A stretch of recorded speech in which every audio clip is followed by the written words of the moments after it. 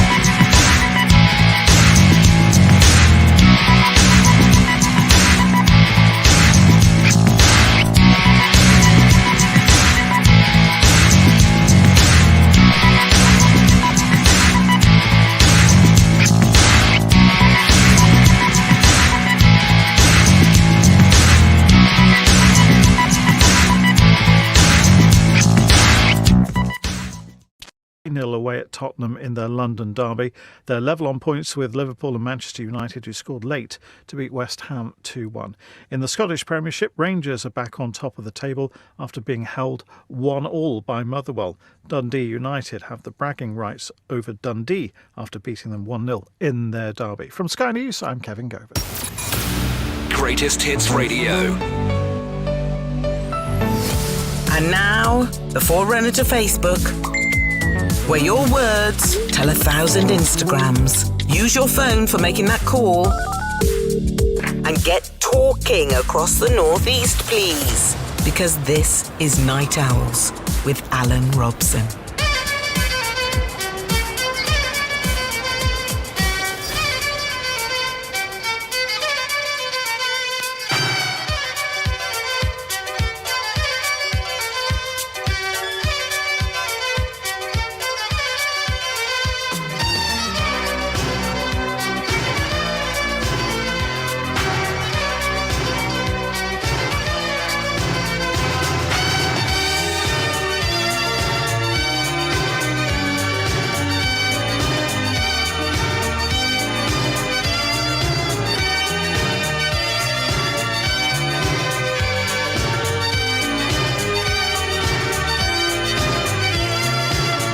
Welcome to the Night Owls. Hi, everybody.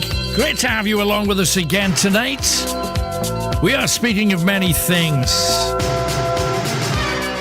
but we lost a real talent. Jimmy Greaves, great footballer. His thunder stolen by, of course, Geoff Hurst in 1966, but a tremendous club player. I'm also talking about John Challis from Only Fools and Horses. Tonight on the big one, I want you to pick your favourite comedy bit. All-time favourite comedy clip. What would it be? Would it be from Blackadder? Or would it be a clip maybe featuring John Challis, Boise, with Del Boy? It really pains me, Del. It really does pain me. What you do? What do you mean, what am I doing? I'm picking up my winnings, Del. That's what I'm doing. Oh, no, me old mate. No, not on your Nelly. You know the rules of the game. All cards must be shown before the winnings are collected. Leave it out, will you, Del? You've only got two pair. No, Trig, no, it's all right. Let Del have his little moment. Come on, Del. Let's see your two pair. Oh, I got a pair of aces. Yeah. And I got another pair of aces.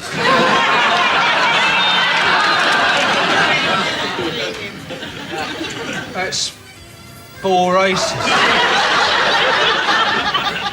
I didn't know that you were good at maths either, boss. Well done, Del. Thanks. Nicely played. Where'd you get those 4 bloody aces from? Same place you got them kings. I knew you was cheating, Boise. Oh, yeah. How? Because that wasn't the hand that I dealt you. Brilliant stuff, brilliant. What a sad loss. We, of course, had John on the programme. Superstar he was. So what is the greatest clip? Is there a moment that really made you howl? I have to say that for the first time I saw Bad Grandpa, Johnny Knoxville, the other night. I did laugh out loud for the bulk of it. Really surprised, because I wasn't particularly into Jackass. Thought that was good. All-time greatest comedy clip, what is it? Let's share a memory or two that will make us smile. 01914883188. Also want to talk about other things. What's the worst lie that you've ever told? Ooh. Worst fib. Worst thing. Worst time that you were captured in a pork pie. 01914883188. Have you been caught? And if so, how were you caught out? A lot of people get caught out by using telephones. He carries 2 mobiles with him, one for family and the other for friends. And he'd rang her up to say that, look, I'm really tired, I'm going to pull over, get a couple of hours sleep, and I should be back in the morning. He put his mobile down, not realising that he hadn't switched it off, and rang his fancy bit on the other phone to say, I'll be at yours in a couple of hours. And he hadn't hung up, so your mum could still hear what he was saying. Oh, yeah. After he hung up from her, my mum rang him up on the other mobile to say, I've just heard everything you've said, told him what you thought about him, and hung up. She'd basically never heard anything else from him, and that was after a 13-year relationship. It was just the back of him, and that was it. He said that he'd never slept with her, nothing sexual had gone on, but my mum said from the conversation you could definitely tell that it was a sexual conversation by the replies he was given. He said something along the lines of, I cannot do that, I'll get done subversion. Whoa. There you go, which makes us all wonder what he's saying. Lies, you see, always have a way of coming back at you.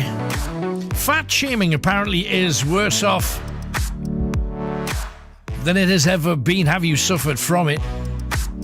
And also, what was the incident in Cowgate last night? All the way across today we heard about the standoff. It sounds like there was a numpty involved. Don't have to name them, but just tell me, what was the whole business last night? Because it seems like half of Northumbria police were in Cowgate. What was that all about? Emma Louise says, trigger in Only Fools calling Rodney Dave always made me giggle. It's one of those hidden kind of running gags. Also, we're due to get a whole batch of thunderstorms coming at us. Heavy rain. Have you had any severe rain adventures? One of the things that I hate is that when you're driving and you've got your wipers on super fast and you still can't see. And most people still crack on. Can't see anywhere where I'm going, but I'm going to keep driving. 01914 883 188. Just heard about talking about the prices of electric and gas going up. Hollywood McShane's just been saying his has just gone up in a single month by £25. And that's what we're hearing. And there's worse to come. Boris has been asked to pay even more compensation to the EU. He's already paid them close to double, asking them to help with immigration. Could have stayed in another year for the same price. It's ridiculous. But anyway, now the EU are calling for a blockade of the UK when it comes to energy and supplies, and we get 63% of our stuff from there.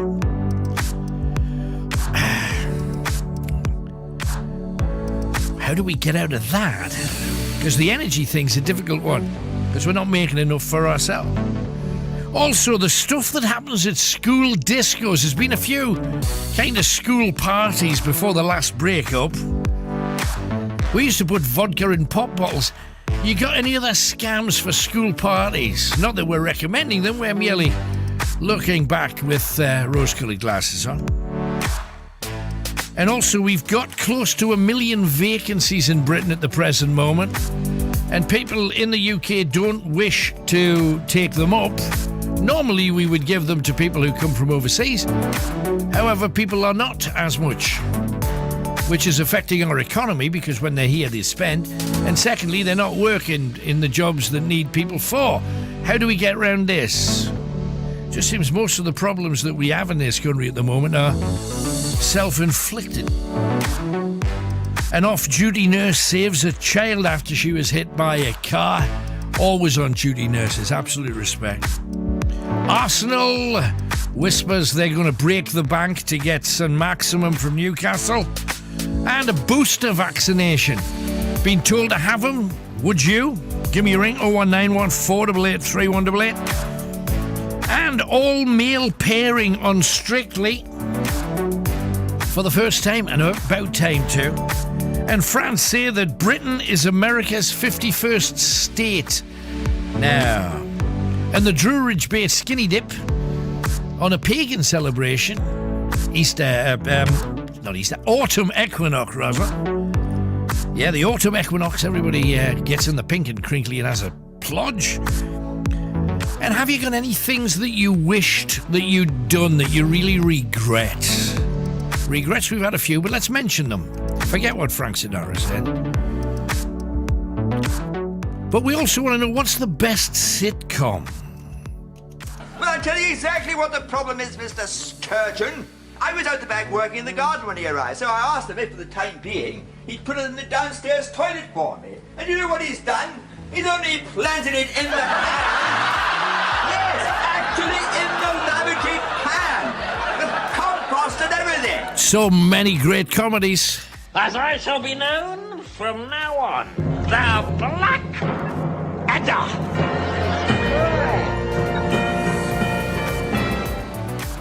There you go. 0191 488 3188, whatever you want to talk about. Pick up your telephone. Let's get busy. And we are starting off with Lee, who is in South Shields. Let's talk to that man right now. Hi, Lee. Hi, Alan. Hello, Vince. What can we do for you tonight? Well, I was just going to talk about normality coming back. Right.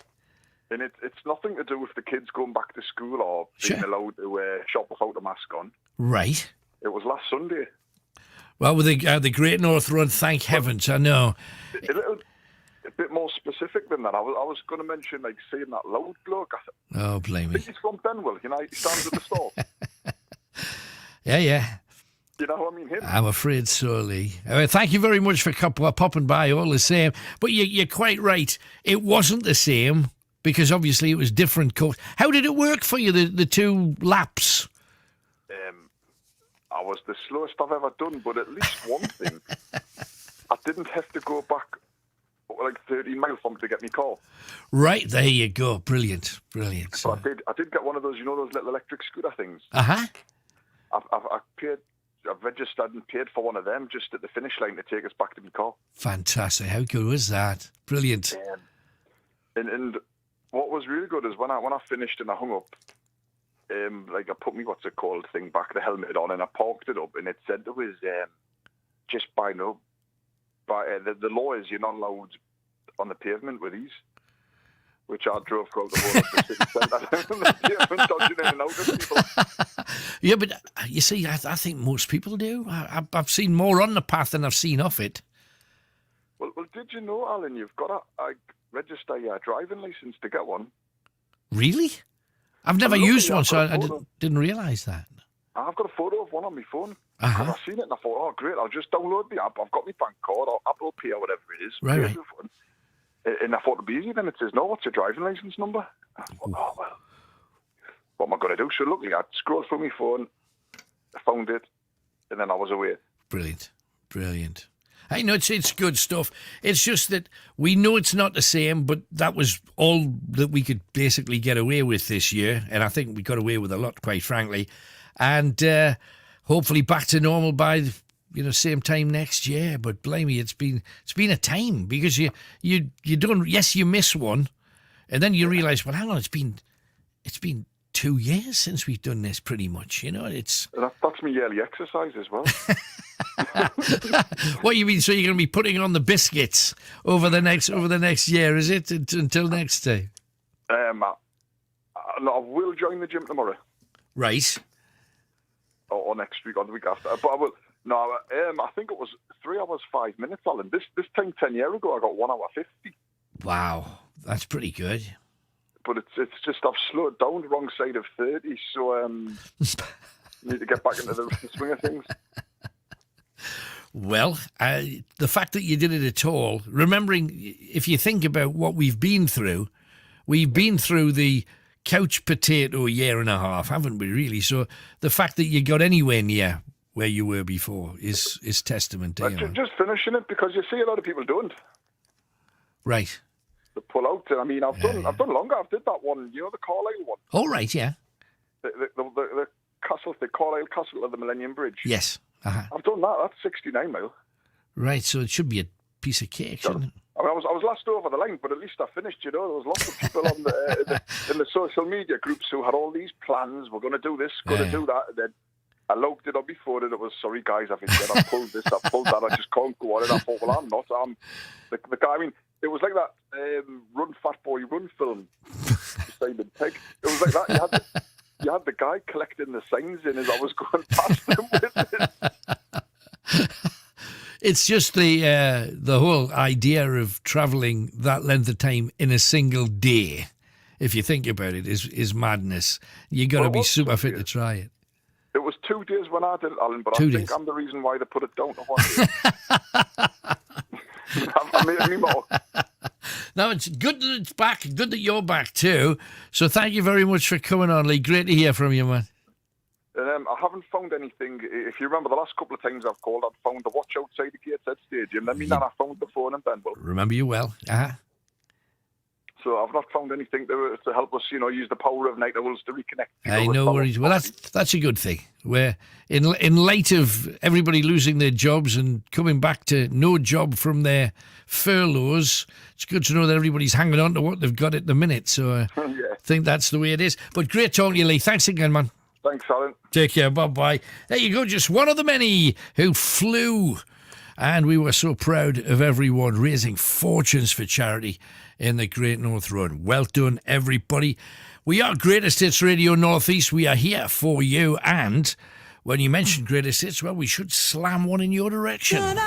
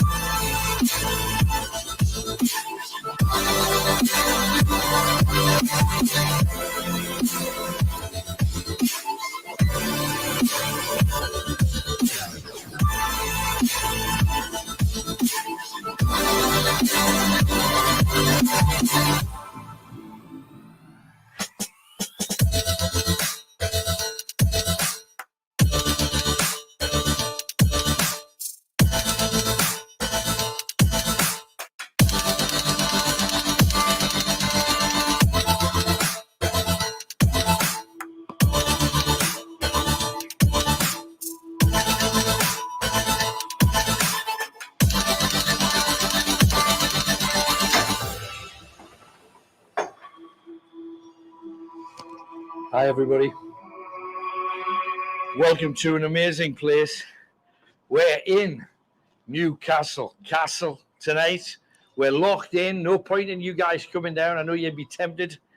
And tonight, we are taking you on a dark tour of an incredible place with an incredible story. Prehistoric diggings all over the place. The well here in the castle goes all the way down to an original prehistoric well. If that's not enough, this was the place where there was Roman fortifications way back in the day. Over 2,000 years of habitation on this site. The Romans called it Pons Aelius. Pons because Pons means bridge. Aelius because that was the name of Hadrian's family. Hadrian from the family of Aelius. So Pons Aelius. Then beyond that, Novo Castria, Newcastle, and incredible stories. We'd love you to come in. We've got a special guest with us, one of our trusty friends and followers. Catherine is with us. But I want you to look at these walls before I come in there. Because if we go back far enough here, and look at that amazing cityscape, you can see where the original Tyne Bridge was. That's the swing bridge down there. That's where the original Tyne Bridge was, the original Roman bridge. You can see cars travelling over it.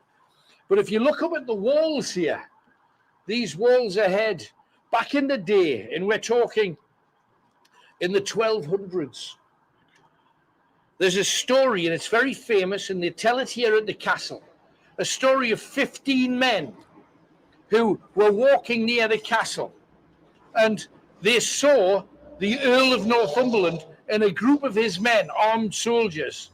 And they decided to go up to them and say, we wish to throw ourselves on the mercy of the king and of your grace, the Earl of Northumberland. Now, my reading of this is not likely, because the 15 men who gave themselves up were led by William Lyle, a Reaver family.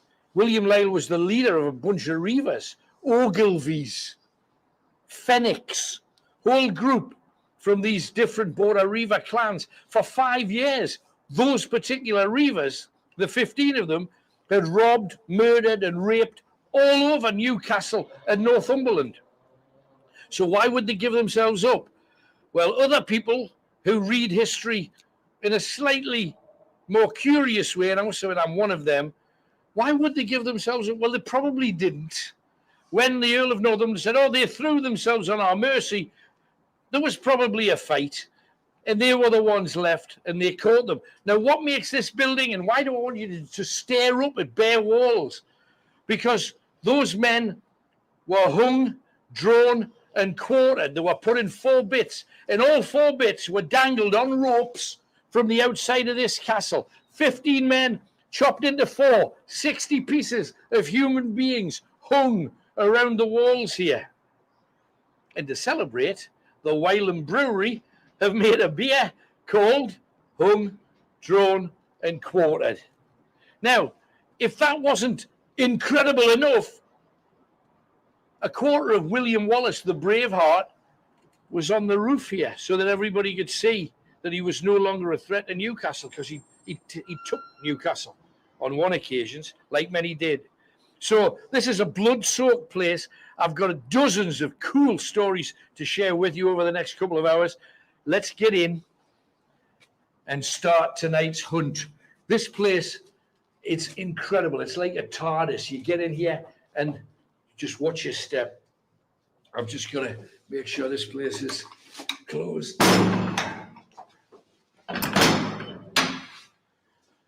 I'm not even sure I'm strong enough to... Oh, yes, I am.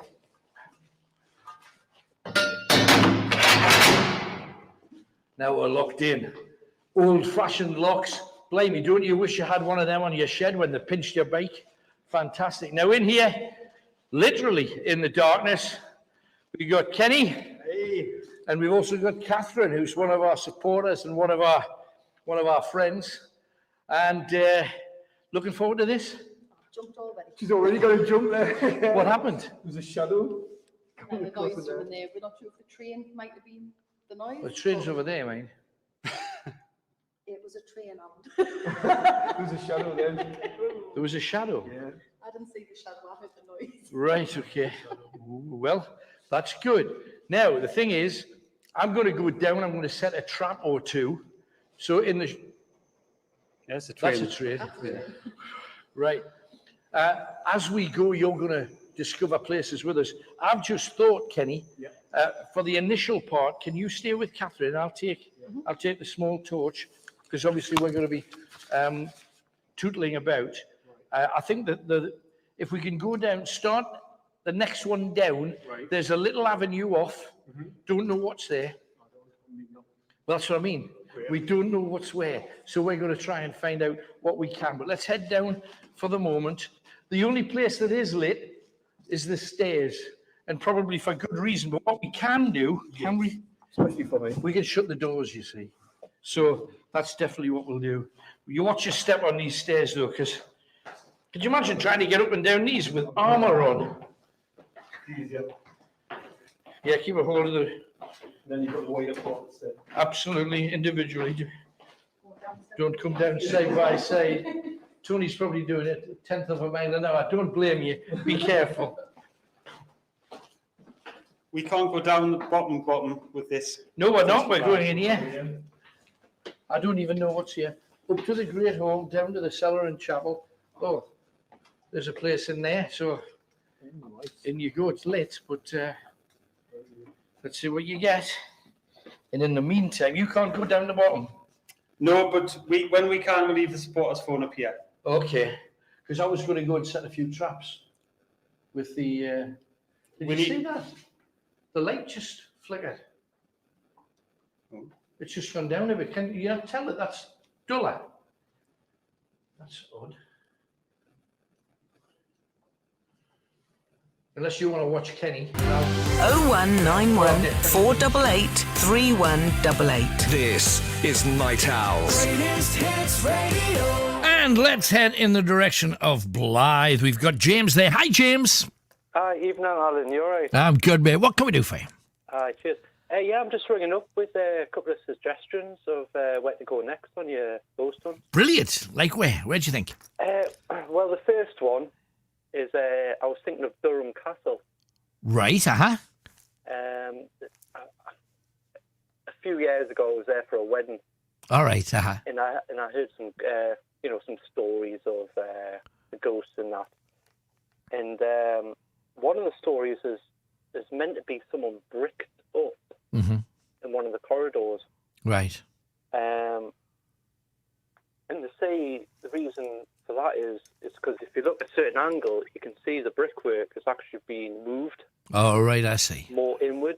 Yeah. So that's one of the things. And also, I think it's a lady, you can smell roses as she was passing. One of the stories that I heard, because we went, when we were doing radio stuff like this, we visited Durham Castle, and when we were there, the organiser was saying that one of the main stories that they have was about this young lad, and they named him, but it was from the early 1900s. Yeah. He came rushing downstairs on the day that they announced, who'd passed and who hadn't passed, and who was going to university and who wasn't, was moving on to the next phase. He couldn't see his name on the list, so he went to the top of the castle and threw himself off. Right. The problem was that he had passed everything. He was actually at the very top of the list, but somebody had pinned a notice over the top, so it looked like it started about 3 names in. Yeah. So the top 3 names were covered by this notice. He looked, couldn't see his name, lost it, and killed himself. He's supposed to haunt the halls there, and there's one particular room, his room, that is still in the halls, that's still said to have various things going on. So it's a good shout, and it'll be on the list. We will make anything that you guys suggest. We always make a call the next couple of days. A, because it's a good idea, and B, they might have heard about it on the show, and then they're thinking, oh yeah, we do that. Yeah, because I put Durham Castle, and I was thinking on. I was just like, yeah, Durham Castle is good enough, but my most favourite place to go is Seaton Delver Hall. Right.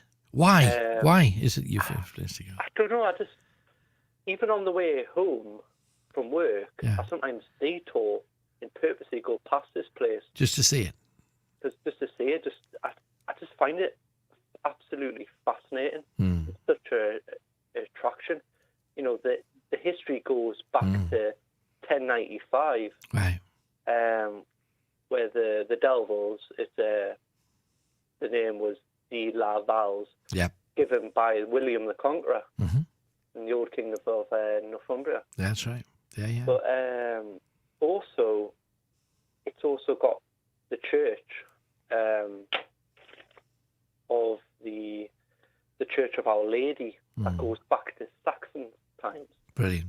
I'm not sure if the Delvals family is still around, but I know the catacombs or the tombs where they're buried is actually under that church. Well, I mean, the Delevils had a huge swathe of the northeast, because you had Deleville Hall in the West End of Newcastle. You've still got Deleville Road. There's a lot of the names carry on. The only time, because we had organised something about visiting there, and something happened and we weren't able to do it, still want to do it. But when we didn't do it, some listeners went there, and a couple of them met someone. They'd mentioned on the show, we're going down tonight from 7 o'clock, we're going to have a vigil, and we're going to look at there's a tomb outside, and we're going to watch this, and we're going to film that. And this guy heard that they were going to do that, so he went down at exactly the same time and said that in the late 1960s, when he was just a kid, he, his mum and dad were parked outside of Seton Delaval Hall, and a weird thing happened. And about 3 weeks later, the person who stopped the people, didn't stop them, but, visited them and said hi, he rang in the show to tell me what he told them. And he said that when he was a kid, he and his parents, they pulled up outside Seton Delaval Hall to take a few photos, because it's a magnificent place. And he said while they were there, they looked through the gate and they could see people dressed in old-fashioned clothes. And at first, he said, I thought there must be some, reenactment or something going on at the hall. He said, but he could only see them in a straight line. If he looked to the left or to the right, there was nobody there. And he said it was like a vortex. Now, you can say it was imagination. He said as a kid he saw it, and his mum and dad saw it. So 3 people saw something weird at Seton Delaval Hall. His parents call it a vortex, where they think they were looking back in time somehow. Yeah. But whether it happened, whether it didn't, it's just another reason for us to want to go and do something there. Oh, yeah. It's got full of history. Because obviously the Second World War, the East Wing actually held Italian and German prisoners. Ah, there you go. So it's had a couple of deaths. I don't want to go into it too much in case you get yourself sick, because obviously, you tell your story. That's my prep. You're saving me prep every second of this. Unfortunately, it did have a huge fire in the central block in 1822, which I've been a few times, but I can't find any paintings of what it used to actually look like. How it was different, yeah. So you just got to have to use your imagination, unfortunately. Sure. But, if I had something to go back in time, I think one of them would be actually going back before the fire in Seton Delaval Hall. To see what the differences were. How it was. Yeah. But also, I know it's not there, but I've been as well. Stanton, St Mary's Mental Hospital. Yeah. Yeah, we've done the woods there, and we did we did a radio version while it was still standing, just before it was demolished. Yeah, we were lucky to find a way in, thanks to the builders. Yeah, because I used to do so to speak urban exploring. I don't know if many people know what it is, but so we've actually been in, looked around in that. Yeah, and what a fascinating building that was.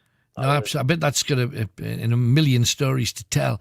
The thing that I found, because this was literally just before it was pulled down, the thing that I found fascinating was the way that nature, even in a building that was so heavily concreted, and even in things that would have been wards, you had stuff growing and insects, and just how it was saying, if you left it long enough, we'd swallow you back. I thought it was very cool. And something a bit mysterious about the whole place, it has to be said. Well, yeah, when we went, obviously it was dead of night. And I think it's I'm not sure if it's the old cricket pitch or bowling pitch. I'm not sure if you've seen that. But when we went, it had a very low, cold mist across it. Right. And then just above the trees, you could see the clock tower. Yeah, atmospheric. And that was just, oh yeah, we're in the right place. Talking about things taking over, the natural environment taking over buildings again. I'm going to take you back in time, because I've listened when I was a little boy at your night owls and the Venice, that mental hospital. Yeah. I can't remember what the island was called. Oh, Pavilion. Yes. Yes. Yes, I remember listening to that on the radio. That's great. Good. Yeah. Happy days. We've been lucky enough to get a fair distance in our time. But hey, thanks for being with us, James. Great suggestions. We'll put them down. It sounds though that Seton Delaval Hall's special to you, so we'll make a special point of trying to get in there as soon as we can. Good talking to you, man. Thank you very much. You take care. Thanks, mate. Bye-bye. How good is that? 01914 488 3188. Let us talk to David, who is in Sunderland. Hello, David. Hi, Alan. Hello, sir. What are you on about tonight? Might be a little controversial, so if I get cut off, I understand. All right, man. Go for it. Right, I'm not going to name names. I was in my local DIY store last week. Right. One of the big ones. It's a little independent and absolutely cracking. Right. And the guy in front of us turned round and he went, all right. And, like, the look on my face is like, no, who the hell is this? And he went, you don't recognise this, do you? And I went, no. He says, I used to teach computing when you were learning Photoshop for photography. I went, all right. He said, are you still taking pictures? I went, well, more for pleasure than business now, but I. Right. He says, it must be about 10 years. And I went, I think it'd be longer than that. I say, still teaching? He went, oh, no, he said, I gave up 10 years ago. I went, well, it's longer than 10 years. And I says, so, you know, why did you retire, you know? Mm-hmm. He says, well, he says, I got called into the principal's office and I was told everybody's going to pass this year. And he said, pardon? He says, everybody's going to pass this year. We want a 97.8% pass rate. So everybody passes. Right. And so he said, so it's a 30-day course. If people's only done 3 days, they're still going to pass. He went, yeah, that's it. That's ridiculous. I mean, it makes no sense. You might as well just give them the certificate before they start then. Yeah. So it means that, you know, students who've worked hard and, you know, gained the results for their professional qualifications and what they want to do, you know, have done well. And the ones who've sat and picked their noses, they get the same qualifications. That's not on it. Not on at all. How many other colleges are doing the same thing?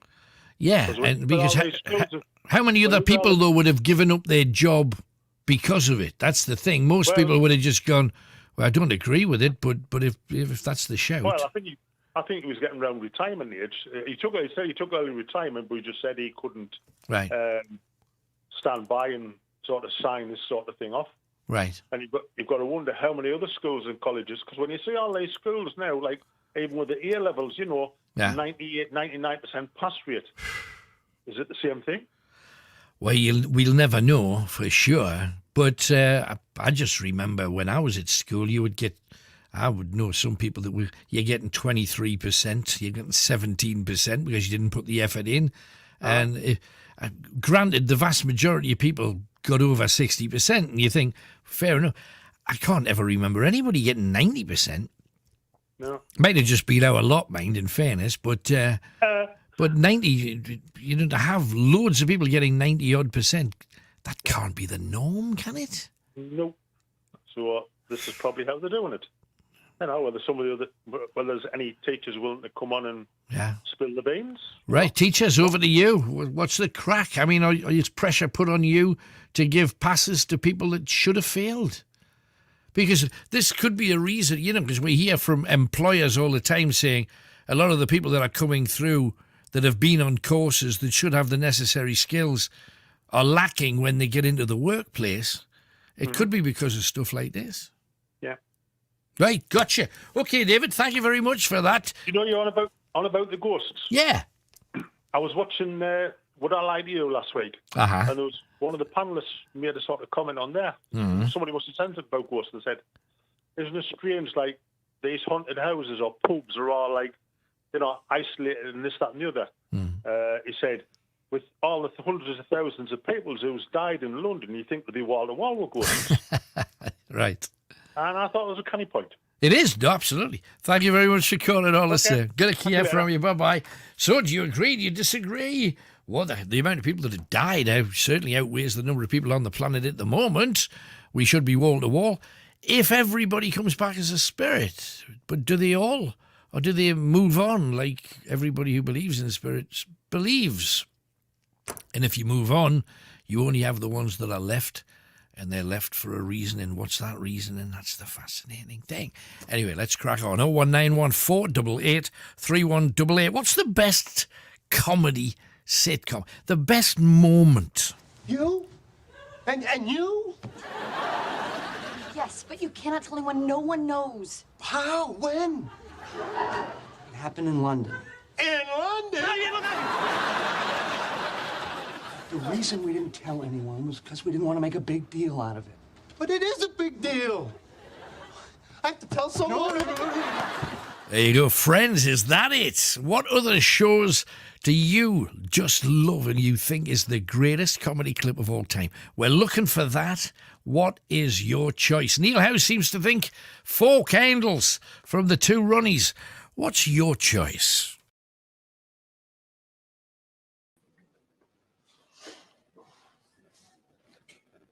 Yeah, it's coming in here. Oh, there you go. That's better.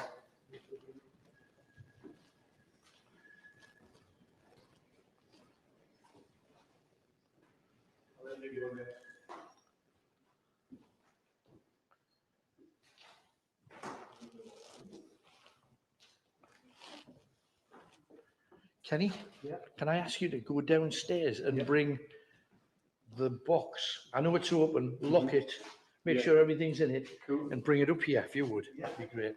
And then you're not going to lose us. Yeah, I think so. Yes, please. And bring it to the Great Hall. I mean, I've left all my stuff down there as well. It's all, everything's down there. If we go down to pick something up, we're off. No, I've already thinking that we're leaving this phone up there because we've got to go down there. It's one of the most haunted places, so we'll have to go down there. And we're going to leave the supporters phone up here. So do you want me to leave the mic and we'll leave Catherine alone here? Yeah, can do. Kenny, I think we're going to come down. Right, okay. I know we're in flux. Just bear with us a second. Excuse me a second. Do you mind if I? No. Well, not to get strap. I think probably strap will be good. Is that okay for you? That's fine. Yeah. Champion. Right. So we're going to put a camera somewhere. Where are you going to put it? We're going to have to the things in the Great Hall to put it on the stand. We need the stand out the Great Hall.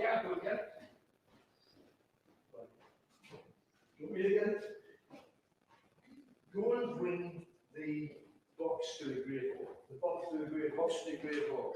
Right, and if you could use, you've got Tony's light.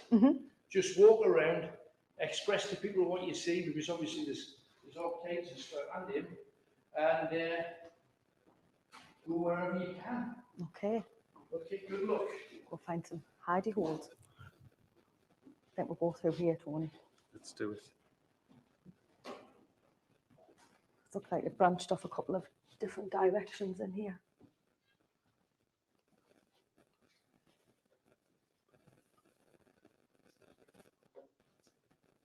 Just some more dining stuff. Apparently this is one of the first fireplaces in Newcastle, I think he said, when he was taking us around. What, this one in here? Yeah. So it's proper old then, isn't it, in here? It feels old, doesn't it? It's got that proper old vibe to it, like it smells old, if that makes sense, as well.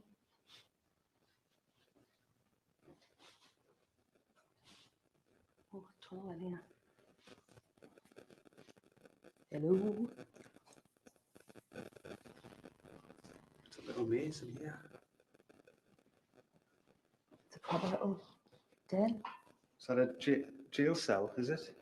I don't know. There's more stairs going down. Let's have a look.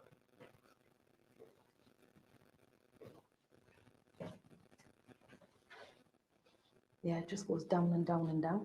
Oh, that might be to the chapel.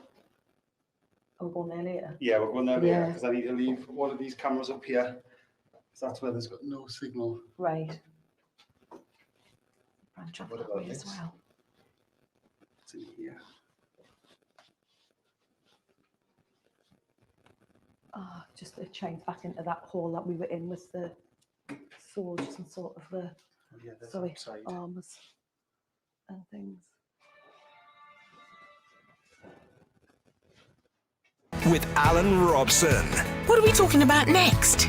You make the call. 0191 488 3188. Greatest Hits Radio. And we are straight off to Tynemouth. Let's talk to Gillian. Hello, Gillian. Hello there. Hi, Alan. Hello, my darling. What can we do for you? I'd like to appeal to your listeners to help find our little dog, which we lost just over 2 weeks ago. Right. We lost her at the sand dunes at Seaton Sluice. She ran off into the bushes, into the sand dunes, Right. which she often does. But this time she just didn't come back, and we're just devastated and heartbroken, and there's just no sign of her at all anywhere. I mean, So- when people walk their dogs in the dunes, they go crackers usually because they can run and run, and the beach is long, and the dunes go on forever, and it's the sniffer's paradise, if you pardon the expression. So the dog would normally come back. Yes, we've been to the dunes lots of times with her, and she she goes darting around and sniffing, and then we'll call her and she comes back. But we don't know what happened this time, and we were looking for hours and hours, and wondering if she got stuck down a rabbit hole. But we've had really kind guys out helping with industrial endoscopes, trying to see down the rabbit holes to see if she's there. And wow, there's no sign. Right. We've had incredible help through Facebook, but we just there's just been no sighting of her at all. So we're wondering if maybe somebody has picked her up, either maliciously to sell her on, or what kind of dog? What let's hear what we're talking about. What kind of animal? She's a little terrier cross, a female, black and tan, and she has two white sort of socks on her front paws, and a docked tail, a very short tail, maybe only a couple of inches long. She's about the size of a border terrier. Right. We adopted her from the Dogs Trust about a year ago.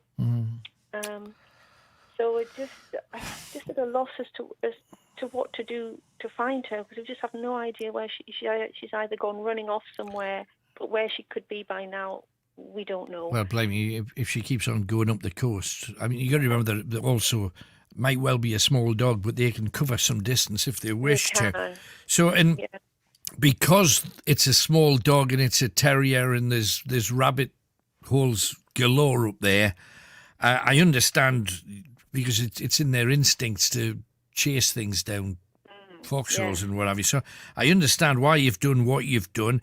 I do think the conclusion that you've come up with, has someone picked the dog up? Either now it may well be that she didn't get back to you, but she was still on the beach a day later, 500 yards north or 500 yards south, and somebody's picked the dog up. This was a fortnight ago, 2 weeks ago. It was just over 2 weeks ago, so it's quite a while that she's missing. No, but if somebody's had and picked up a terrier, a little terrier cross, black and tan with white socks, with a docked tail, which does set the dog apart. If you know someone who suddenly obtained a dog like this, we now know where the dog really belongs. Please just give us a ring and let us know where the animal is. If you've picked it up, and I'm sure you've done it out of kindness rather than anything else, because if you see an animal that maybe hasn't fed in a day or two or three, who knows, and you gave the dog some food, what a lovely little animal this is. I get it. I know how easy that is, but just make sure you give us a call. What's the dog's name? She's called Flossie. Flossie. And there's a Facebook page been set up which is called Flossie is Missing from Blythe, so people can go on to that page and see pictures of her and see what she looks like. Okay. And they can get in touch with us through the Facebook page as well. Flossie is Missing from Blythe, so make sure that you get onto the Facebook page and check that out. Any help you can give us, make sure that you do. And if you can't get in touch with the Facebook page for whatever reason, get in touch with us and I'll give you a call back and we'll hopefully get Flossie back to you. It's just, we're crossing as many bridges. You also know, though, I don't even want to think that it ran back out on a road at any point, because that's a busy road up there. It is. It's a very busy road. But I'm assuming if she was knocked over, somebody would have called the police or the RSPCA and she would have been picked up. And, she's chipped. You'd hope. So I would hope that we'd find out if she'd been knocked over and killed. Well, the news that we haven't is promising, and let's just hope that it's because I know some dogs that have been missing for weeks, and then all of a sudden, there was a dog like that up beside, and there we go, and and the adventure with the animal can continue. But let's see if anybody's got her, if anybody a fortnight ago. Roughly what time were you at the dunes? It was 4 p.m. on a Thursday. It was the I can't remember the date now. I think it was just about 2.5 weeks ago. Right, okay. So if you were there around about that time, maybe you even saw the animal. Did it chase another dog? Did it chase a rabbit? Did it whatever? Yeah. Just let us know. We're going to try and find Flossie in whichever way we can. We'll give it a go. Thank you very much for coming on. We wish you well. Great. Thanks, Alan. Thanks, Alan. Bye-bye. There's Gillian. An appeal to find their dog. We used to go up to the Astley Arms Seaton Sluice, and just across the road, the dunes go on forever. So it's just a scary thing when your little pet is in that situation. Richie is in Ashington. Hello, Richie. Hello, Alan. You all right, my friend? I'm good, mate. Good to hear from you. What you got? Well, we done the schooner yesterday. Oh, blimey, how'd you get on? Well, I'm not going to fabricate now, but they say it's the most hauntedest hotel in Britain. Uh-huh. I didn't believe that, mate. No, what happened? And nothing happened? Not a thing happened. The mediums picked up on things, but nothing was coming through the spirit box or nothing like that. I mean, we had no bad feeling. I slept in room 28 last night, and no happened. Right. Well, I mean, you kind of guarantee it. You know, it's not like you book the ghosts when you go on one of these things. But you're always hopeful. You're always hopeful, especially when it's got the reputation that it has. Aye. You know what, so the best part of the night was when we had our food there. It was beautiful, right? You know? Oh, there's an Indian restaurant there. Is that what you had? Aye, I had myself a pal, didn't I? Hey! Hot of the butter, Alan. I was going to say, so everything was on fire, was it? Aye, definitely. But, I mean, the team, you know, with my team last night, everybody just put 110% in, and, you know, you win some, you lose some, you know. Game, that's absolutely true. Bottom line is, if the worst thing was nothing happened, but you had a hell of a night with a good curry, that's not really a failure, is it? Nah, that's not a failure like Alan, but I tell you what I am looking forward to. What's that? The 30 East Drive in Pontefract the next year, and I'm looking forward to that, man. Make it a good one. Good to hear from you, man. Thanks for calling. Thank you very much, Alan. Cheers, man. Bye-bye. So there is Richie from Ashington. There you go. I tell you what we'll do is we'll have a little piece of music, and then a star shall come out at night. Might do it the other way around. You must have had a lot of great times, and you've had a few tough times too. Yeah, well, worst moment undoubtedly would be the death of Al Murphy in 1989. He died on the 19th of October, and 10 days before he died of an age-related illness. Actually, he died of pneumonia. We had no idea that the guy was ill. You know, we've been on the road for the last 18 months, and we'd done an album. It was fantastic, and I really thought that as the lineup had changed, this was going to be, everything was great again because Gary Husband had come in. Yeah. He was fantastic. Al Murphy was a wonderful guitar player, great fun to be with. And then, we were recording the video for "Take Care of Yourself," and he just didn't show up. And then I got a phone call, and he said, "Look," he said, "I don't feel well. He said, I'm a right old trooper." He said, "So I can't be in for this." And I suppose one of the ironies of this particular period was that the song was called "Take Care of Yourself," and I'm sort of and I sing about AIDS in there at one point because this was this thing that was looming and coming up. It was the time of the iceberg advert. It wasn't was, yeah, and it was also this was the end of the 80s, and Margaret Thatcher had been in power, and the whole idea of "Take Care of Yourselves" was, it was just all about looking after number one, and it wasn't really a cool thing.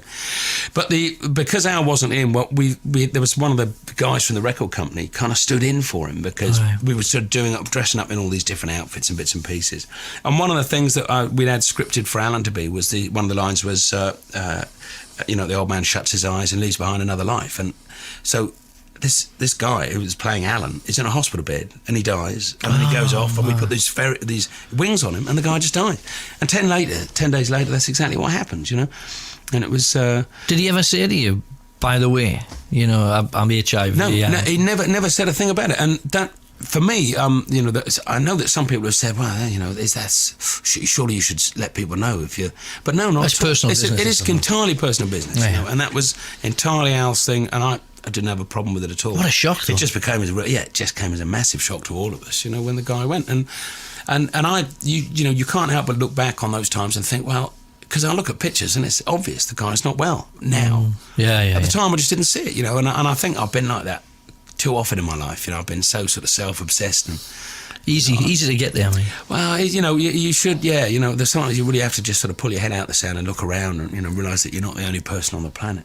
Anyway, that was. What's your best thing? Come on. Best thing, you know, well, it's got to be the birth of the kids, really, because they're, you know, everything changes after that. It's just it's bloody messy, nasty, though, isn't it?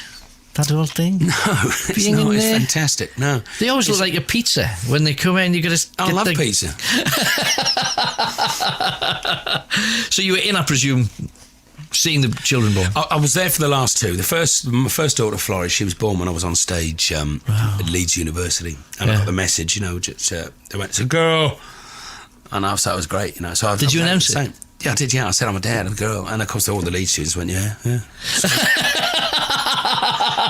My granddad, chill out. I was 23. There you go. Just a chat with Mark King from Level 42. This is Greatest Hits Radio Northeast. You can hear a tune from them after this.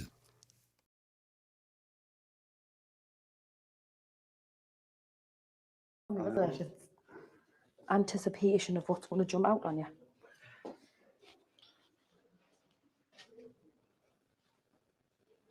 You could so easily get lost in here, mind. Which way did we come? That way? Round This there, way. I think, yeah. Yes. That's the one. Yeah. I wonder what's behind that cordoned off area down there. Do you really want to know? Can we get right around the other Yeah, side? it's blocked off. Is it blocked off? Oh. There's the stand when you need it just down there. Right. You get any kind of feeling there? Not as such. You kind of, you feel anticipation, but whether that's because all these little corridors that's branching off, because that goes round and down. I think that goes to the chapel as well, down Yeah, there. just being round Is that the way. stairs down? Yeah. Yes. Wow. Just hard to believe what goes away. I know. Did you hear a noise like a phone going off or something? I heard something. Something from down here when we were in there. Because Kenny, I said to Kenny, what did you hear? And he said he'd heard it, he thought it was my phone. Might Yeah, be I one thought of it was- I thought the it was electronic used. things. I might have some of those electronic things in here. Or It did sound like music on a mobile phone. That's what I thought it was. I presumed it was my phone. No.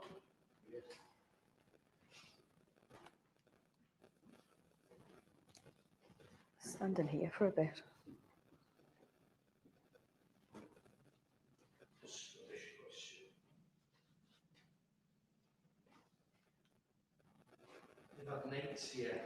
you need to get your mic back. You can. Pardon fingers. There you go. Thank you. No, there was one knight here who fought in over 40 battles. He survived. He became a prisoner here when the Scots took it. Then he got released, became a judge, became an advocate, and survived as I say, the Great Plague and a couple of cholera outbursts, and eventually died here and is buried somewhere on the premises. So just fascinating how many amazing stories are here. I'll tell you more as we go. I noticed that Catherine's taking still photographs in the dark. That's going to be interesting. give her the camera to watch too, which is tremendous. And leaving that alone, because I think that's where our hosts. Oh, Heidi, did you hear that? Did you hear anything? Sound like there? a board. That board. Is it just this board? Really? I don't know. Just sort of banged against the wall, maybe. Cool. Or maybe not. Maybe. I just heard a grrr, like a dragging.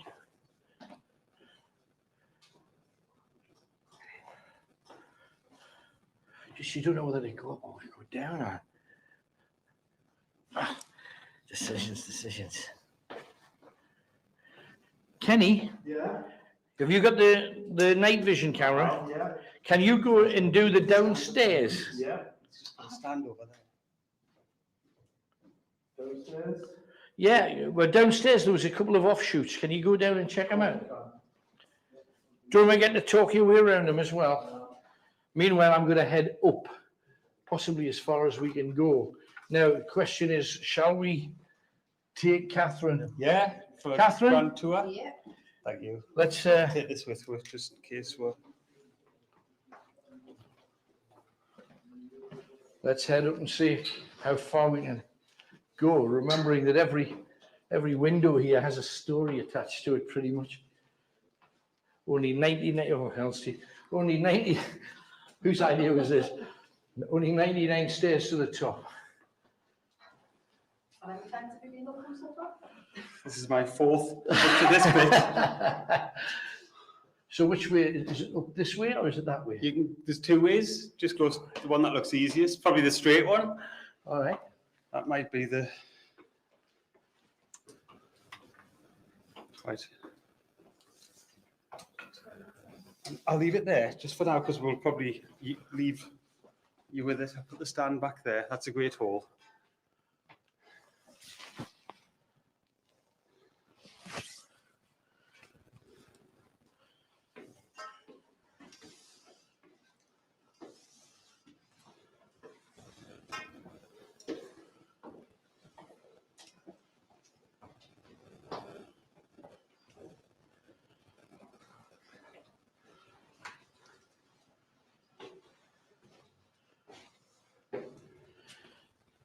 Go up the straight one. You think it's straight.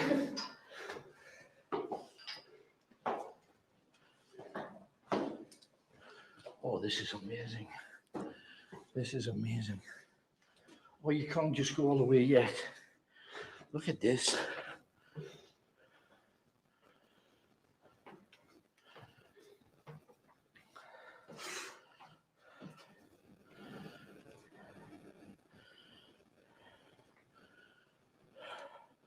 I think this must lead to where the other stairs went. Oh, must do, yeah. So let's have a look at what's along.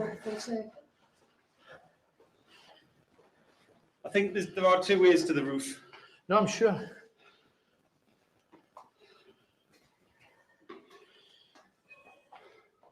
Do you hear a bell? I heard a bell. Is that a bell? Yeah. I heard it was like a bell.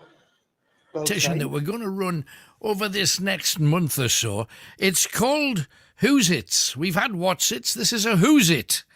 I'm going to give you 4 clues. Each clue is a clue to a song title.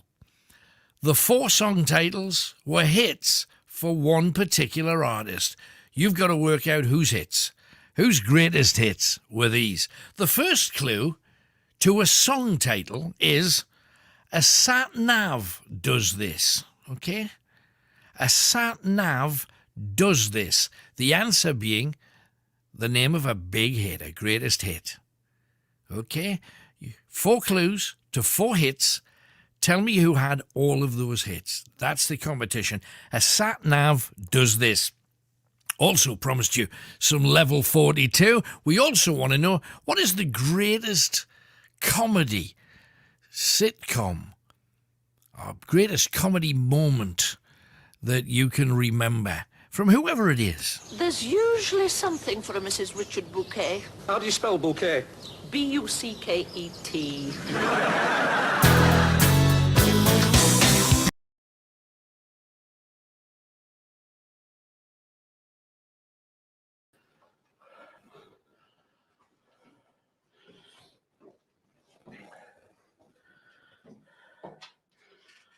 During the Civil War, 1644.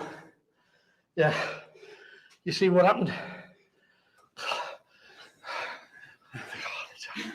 What happened? I've got a nurse would be perfect. If I go down, you know what to do. Anyway, this town of Newcastle, as was, supported the Cavaliers. They were supporters of King George the First. Geordies, get it? They supported King George the Second. They supported King Charles the First, who ended up getting his head chopped off. So they were regularly attacked and assaulted by Oliver Cromwell's forces. Someone's saying it might be the church clock, the bell, but that bell was in this room. That bell It was here. in the building. Yeah, that wasn't outside. Have you seen this? How scary is that? Just go down it. Sure. Oh. This is like... If we lose signal, I'm sorry. It'll all be on HD tomorrow. What the hell is that for? Is it that train? Doesn't help, does it, the train? No, it doesn't. I can like my new experience rolled over here. Yeah. God, there's a step here. No, he died.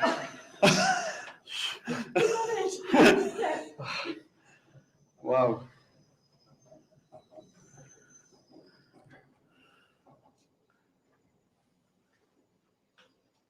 And that's presumably the Great Hall. Yeah.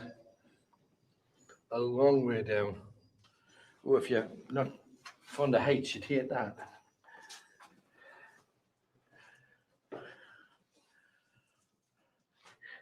I think this is just a square that takes you right the way around. Yeah, around the Great Hall. Yeah.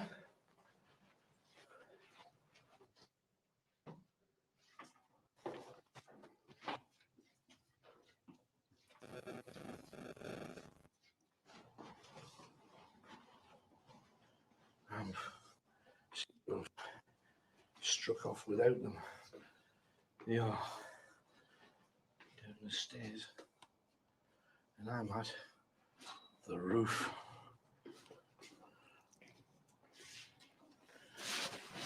I think I'm at the roof.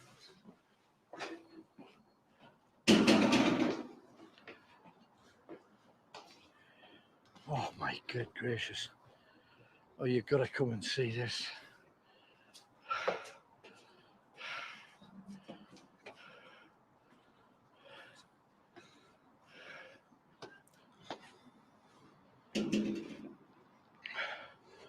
On a day that it's not windy enough to knock me hat off. Now, we're in the sky. It's greatest hits, Something About You, level 42. We got our first clue away, 3 more to come. See how well you fare as we dive across to Chris the Trucker from Wallsend. Hi, Chris. Hello, Alan. How are you doing? Very well. What story you got for us tonight, then?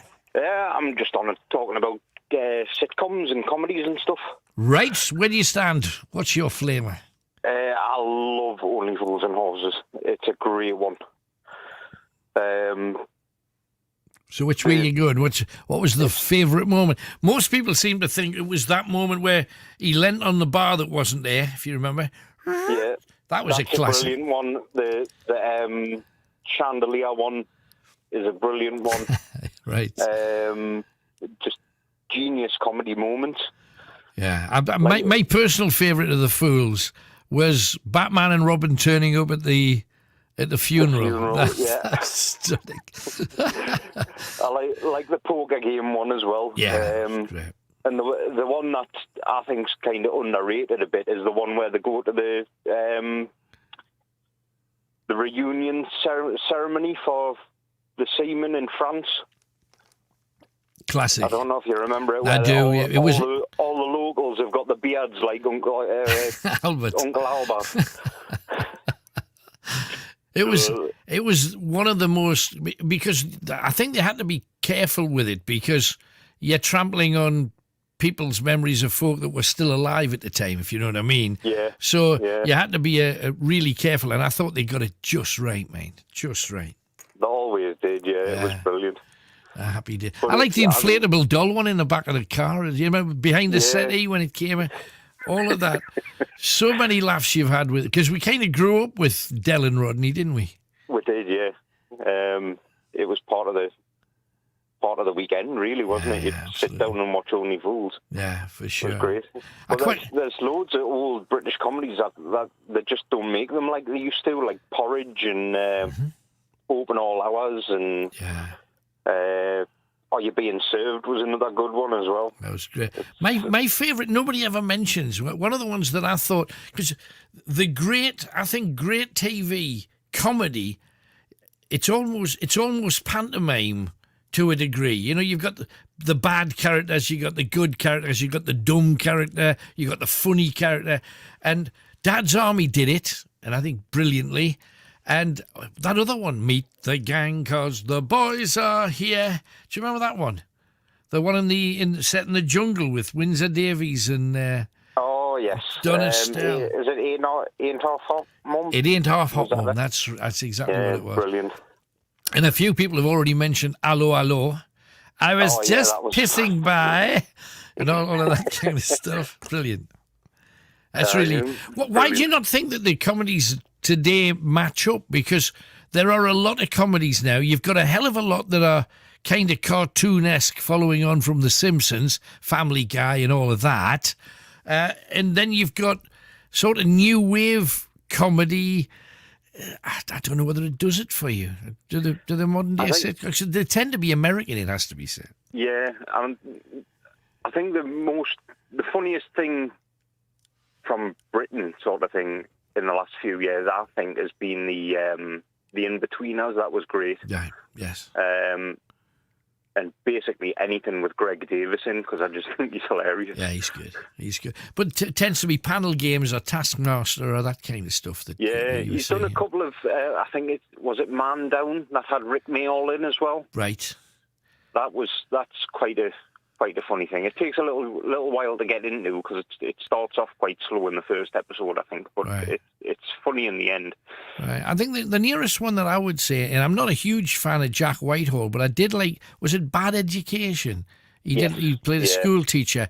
I just thought the supporting cast was stunning. I thought the guys that played the kids were amazing.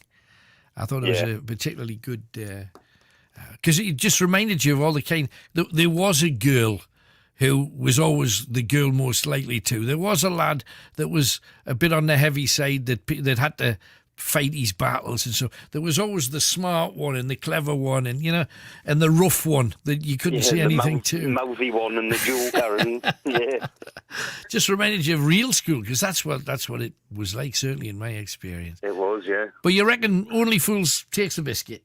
It's got to be one of the best. Right, brilliant.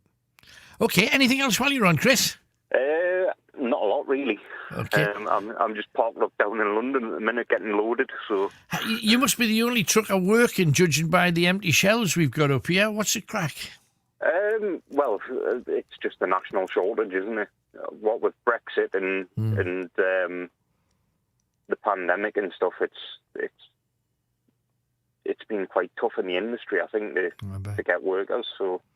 Because all the Europeans and Eastern Europeans have all gone back home, essentially, because they need work visas to get in, so they don't bother. I mean, we're just hearing today that the EU have called for a blockade of the UK, which is 63% of food, particularly foodstuffs. They're talking about possibly power cuts and stuff, because we get a lot of our power from over there as well. And one thing that you mentioned there is the visa thing. Are you guys having visa problems to get in into Europe as well, or is it just kind of one way? I don't really. Well, I used to do the European stuff, but I don't do it anymore. So I don't. I kind of saw Brexit coming, so I got out of the European stuff early on, and I just stick to the UK stuff now. But so I don't really know how the European side of it works, but I imagine it's a bit more difficult. Yeah. Nightmare. Hey, it will be what it'll be, but we're glad you're safe and sound. Have a good trip, man. Take care. Catch you on the way back. See you, mate. Ta-da. Bye-bye. Chris, the trucker. He's gone totally down the road of Only Fools and Horses. Jax is... Jax what? Jax what? Not I. I'm feeling a little peckish. So have you got any of those food things. Nobody's mentioned Ab Fab, but we tend to go back to... Well, I'm going to say I'm on hunger strike. I remember the last time that you went on hunger strike. You went 1.5 days on hunger strike and you sent out for a curry. Well, I was starving. Well, that's the idea of it, you plonker. Anyway, what is your all-time favourite? We want to know. And, we got good news coming your way. Nominated for a national award. It's only a school in Sulgrave. Hello to Daisy. Hi, Alan. You all right? Hello. I've just been reading about this school. Fantastic. Been doing amazing things. Tell me about it. Yeah, so I've come on to have a bit of a brag, really. Good. We've been shortlisted for the Early Years in School Award. Fantastic. At the Nursery World Awards. So it's nationally recognised. It's really going to get some North East names and schools on the map, really. Good. The ceremony's next Saturday. So myself and a colleague are going down, and we're just really excited to, fingers crossed, win. Well, I hope so too. What is it that you think that made your school shine in comparison to others? Because it's funny, because I was looking at the various photos, because you've been in the press a bit, and one of them is you were picking your own fruit in your own orchard and stuff, and then there's an advert running at the present moment from some supermarket to try and help schools by giving them vouchers for things to help create and let children grow stuff. Yeah. Sounds like you've been doing this for the longest time anyway. Yeah, well, we would like to be fully sustainable by the end of a couple of years' time. Right. Because we're in Sulgrave, it's an urban area, Sure. loads of flats, loads of houses, factories nearby. So what our school offers is a big outdoor area. We've got a forest school, we've got our own allotment. So like you say, we grow our own vegetables, we grow our own fruit. I'm still working on getting some chickens, but I'm not Yeah, I was sure gonna they'll say, survive in Sulgrave. I'm guessing that's a tough one to say to a headmaster or a headmistress. Oh, by the way, ever thought of a cockerel and half a dozen chickens? But the children all help plant all the vegetables, then they grow throughout the year, then we harvest them, and then they sell them back to the community or give them to charity and things like that. So That's we work lovely. really hard within the community. Now, we hear how difficult it is for, and I always think that teaching is one of those things that I like the sound of, but I would hate the reality of. And I would imagine you have your struggles, especially not even just with the occasional difficult child, but the difficult parents, probably more to the point. You got your hands full with this. Have you discovered that the whole growing thing just lights kids up because it's not in a classroom, it's in a different environment, and it's probably the most natural educational thing that anybody could do. It is. Outdoor learning is really advantageous for all of the children, especially the ones that live in Sulgrave. It's really good for mindfulness, and well-being is a really big thing at the minute. Oh, for sure. We've had a tricky couple of years, as everyone has, but we're just glad to be back physically in the classroom with the children there. So things are looking up. Yeah, absolutely. Now, talking about the things that they're judging you on, I'm sure it's not just the outdoor, well, they grow fine pears, give them the award. What other things are they looking at that they'll judge you by then? The judging is mainly on our practice and just trying to raise a profile on early years. So we have a big early years unit within our school, and we let the children lead their learning. So it's a lot of play-based learning, and all our planning is involved around the children. Right. So Explain that to me, though. You say that when you talk about it's child-based. What do you mean? We do have a set curriculum. Right. Most of the planning that we do is child-initiated. Oh, I see. We'll follow the children's interests and then plan around that. That's brilliant. Now, that is clever, because if you can hit them where they're already interested, you're already halfway up the road, aren't you, I suppose? Yeah, definitely. No, that's tremendous. And my parents said to me when I was real small, and I absolutely agree. If you catch children young when it comes to learning, they'll learn for the rest of their educational life. If you don't, it's a nightmare for them, and they need to find, as I did, the odd special teacher that was able to do it. But if you get it right at the beginning and create a hunger for it, because they are little sponges, aren't they? Oh, definitely. And just by giving education a positive view, like you say, it sets them off for life, really. That's brilliant. Hey, well, we'll be watching for Soulgrave, taking it all the way. Good luck, Daisy. Yeah, and Marlborough Primary School. Whoop, whoop. Marlborough Primary School in Soulgrave. Hoorah! Thank you very much. Let us know how you get on, please. I will do. Okay, thank you, Darren. Bye-bye. Good luck. Thank you very much. Thank you. Bye. How about that? Fantastic. Looking forward to that being the Dogs Dangleroonies. 01914 488 3188. We're back in a tiddlywink.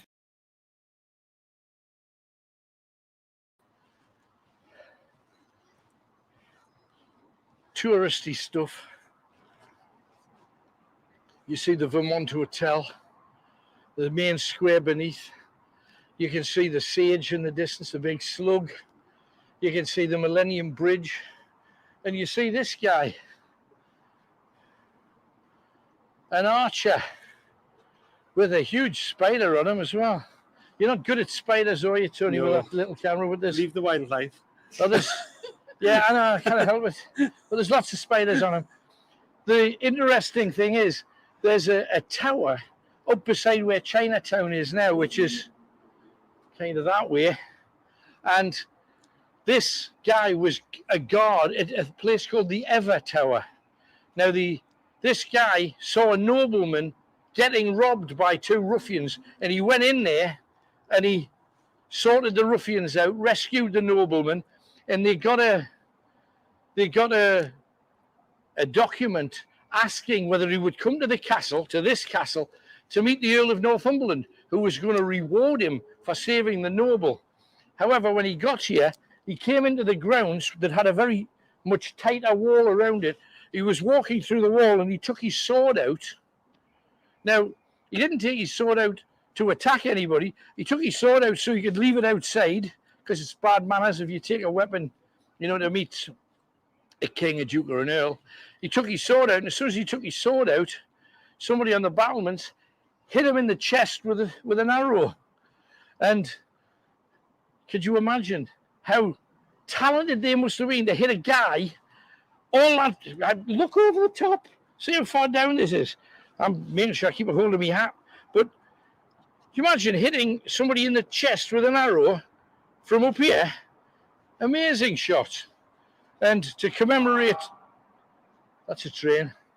Say either a train or a bad curry. And you've got a guy with a bow and arrow there, and on the other side, you've got a fella. And if you come and see him, you'll see that this one's got a crossbow. I don't know which kind of bolt hit the guy, but he didn't die. He survived, but he never got his reward.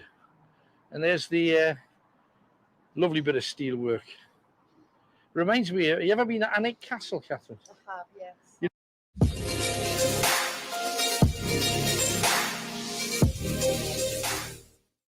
On the walls they didn't have enough soldiers, so they built pretendy soldiers to stand on the walls, so that if anybody came, they said, well, there's loads of people there. You said there was only half a dozen, but there was only half a dozen, and they built artificial soldiers. I think you can go up one of these. I think it might be that one.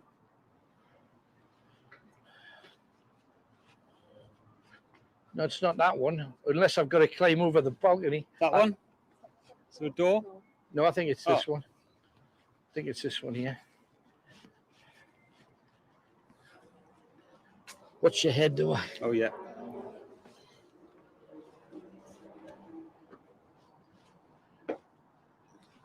Tight squeeze. Tight squeeze. Yeah. It does say, don't stand on the edge, and believe me, I'm not going to. Both of my buttocks have tightened up. I'm not great with heights, but you don't find that out until you actually look over the edge. And it tells you where everything is. The Black Gate, Monument Hall, the Civic Centre, the side, hospitals. you can see all of Newcastle. But you got to remember, half of this wasn't here when this was built. You'd be looking out on fields. The voice of the North. Alan Robson's Night Owls, the phone-in that gets you talking. Greatest Hits Radio. And we have Yvonne, who is with us in Whitburn. Hello, Yvonne. Hi, how you doing? I'm good, my love. What can we do for you tonight? Just about mental health. It's just, well, you know, I've suffered work for about 40 years. Right. And I just want to ask people to talk to people in the right manner. Why? What's happened? Just because everywhere that you go, people have they call you names and they look down on you and they look down on you in society and things like that. Not only me, just a lot of people I know, you know. And right, I mean, just hang on a second, Yvonne. What kind of things do they... First of all, how do they know that you have issues? And secondly, what kind of things do they say to you? Well, as I've been in the coffee shops and that, and Shields has said oddball and nuggets, things like that. Not only to me, to everybody, just horrible because there's none of the drop-in centres open now. Right. So we're just left to go and coffee in and things like that, you know. But why did they? Why would anybody call you a nugget though? I mean, how do they know? I mean, do you find that the things you do are sometimes odd? Because I don't get the impression that you're that kind of person whatsoever. I'm not. I try and help other people. So it's just because you know wherever anybody lives, there are some people that are like kind of gossips, and they hear the least thing about somebody, and they give them a label, and it's their label they carry all their lives. That's right. You're right, Alan. Judgmental. Well, you see, if we're going to call them names, let's call them judgmental nouts, because you're right. They're louder, so everybody hears them. But the reality is, you know, the people saying, if I was in a cafe, say, and you were there, and one of these characters said, "Oh, there's Yvonne. She's an oddball or whatever. She's a nugget." The person that I think would be the stupid person is the one making their mouth go. They show themselves up, you know, more than they're showing you up. I know they do. Well, I took no notice, but even in Whitburn, a lovely little place like this, there's a lot of good people, but there's a lot of bad people. I've mixed with good and bad because I've been in and out of the psychiatric hospitals, as you know, for 30-odd years. Sure. And I just want people to understand mental illness. It's not where you feel sorry for yourself. It goes deeper than that. And it's an illness, you know. It is, but they'll never see it because they don't get past the word mental. You're right. We don't ask to be like that. No. You know, I mean, a lot of people think you feel sorry for yourself, but it's anything but. You run yourself into the ground and you absolutely hate yourself most of the time, you know. And you just, it's a good job there's more nice people than what there is bad people. But now I found that I don't go out very much. I've become a recluse, just sitting in the house. And I found that a lot of people, when I've gone out, are they're all on short fuses. They're absolutely going berserk. Along in the fish and chip queues, along Seaburn and Morrison's and everywhere, they're all going absolutely berserk, shouting and bawling at each other, and it's just horrible.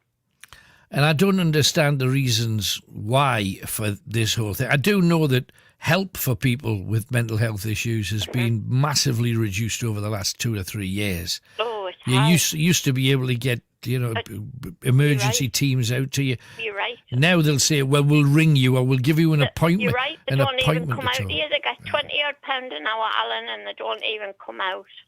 You know, I mean, I know all of them, you know, but they're getting money for nothing, really. Yeah, it's not right. But there's nobody keeps a check on you or anything, you know. And that, you see, that's so sad. The thing that I notice is that people that have got issues in that area tend to be, they are creatures of habit, and you like the same kind of support system around you, because then you can feel reassured, because you know, oh, if anything goes wrong, I can do this or I can do that. CPA, again, that's right. And all of a sudden that was pulled out from under you, and It was. it caused no end of 7 year problems ago for people. For me, it was. It's a good job. William and Kate have put a lot of money in, and Harry, and brought mental illness into the forefront because something had to be done about it. But there's still a lot to be done. Absolutely. There's nowhere to go to relax. There's no drop-in centres or anything like that. I mean, Beadwing in South Shields is standing empty. It's only 15-year-old and it's standing totally empty, doing nothing. But you know, some of the things that we're talking about, and I hate to get back into the whole Brexit thing because we've had the Brexit, we know where we are, but Europe used to fund a lot of the mental health charities. They used to put money in every year. So when government pulls the plug, they pull the plug because they can no longer get the millions of pounds they got from Europe to run all of the self-help groups and the community centres and the meeting places. It's just another something that caused a reverberation around Britain, because if you haven't got a place to meet that can be funded, you're back on your own again, aren't you? That's the thing. You're right. You're just left to get up to mischief, putting it bluntly. Yeah, well, that and also worry more, suffer more, not have anybody to talk to in some cases. That's the thing. Nobody to talk to. I mean, fortunately, I've come on because I want to thank Age Concern, Talking Heads, and Star, because they've all helped me. I'm getting a hell of a lot of counselling. Good. And I'm coming out of it, fortunately. Yeah, you keep After going. 40 years, I'm coming out of it. I mean, I have come out of it over the years, but I've been in it more than I've been out of it, if you know what I mean. Absolutely. I mean, you're heading in the right direction, Yvonne. That's what it sounds like. Hey, It's a terrible, terrible thing, and nobody at all should call people, not just me. I'll tell you what, I've had my life. I'm 69, but I told you before, they give an ECT to 16-year-olds. that doesn't bear thinking about, Yvonne. I mean, I cannot tell you how many I've had in 25 years. I wouldn't dare tell you. Scary, isn't it, the whole thing? I've had 80. The doctor had never ever known anybody had so many, and it leaves you just absolutely, well, you're finished when you've had all that, don't you? And I don't want all these poor kids, 16-year-olds, getting up like me, slurred voice, people think you're drunk, falling down, and just you don't know where you are because it just... In this day and age, you deserve better. There's no question about it. That's right. Yvonne, thank you for calling. Good to hear from you. Okay. Thank you, love. Bye-bye. Bye-bye. And the reason I moved Yvonne to one side with kindly and respectfully, Simon from Peterlee wants to talk about mental health. We'll do that after this.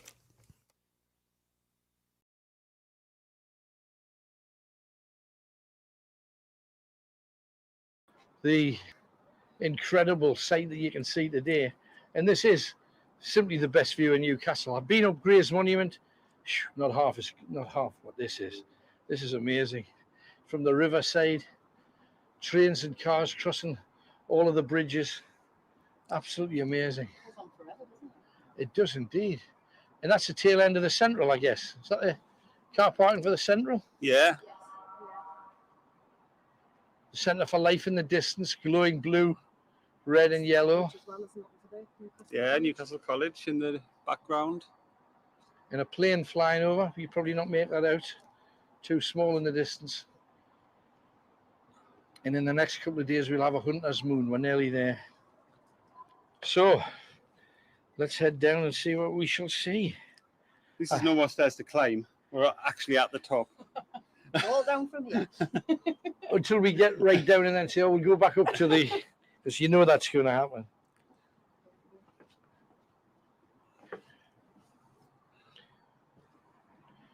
I think we'll put Catherine... Oh, there's weird flying things here. I think we'll put Catherine in the chapel, if that's all right, because that's down where we came in, but hopefully it'll be pitch black by now. It's right down the bottom.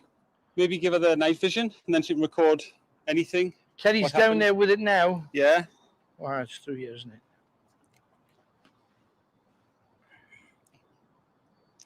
Either that or leave you up in one of those long, maybe that long corridor that we had before.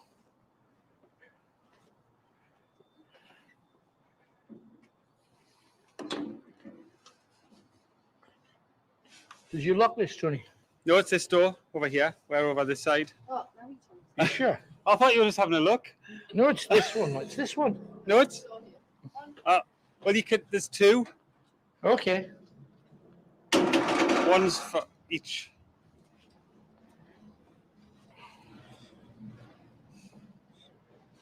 Got it? Yeah. There's Kenny coming out the other one. There's Kenny over there. Over here? Yeah, he's coming out the other door. What? I don't understand. Absolutely. You sure? Yeah. Yes, it is him. Any joy, Kenny? Kind of.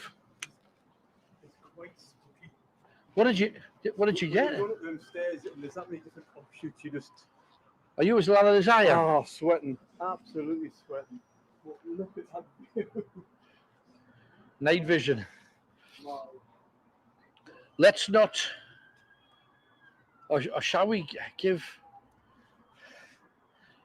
Catherine? Oh, decisions. I think she needs to have some night vision to record what happens.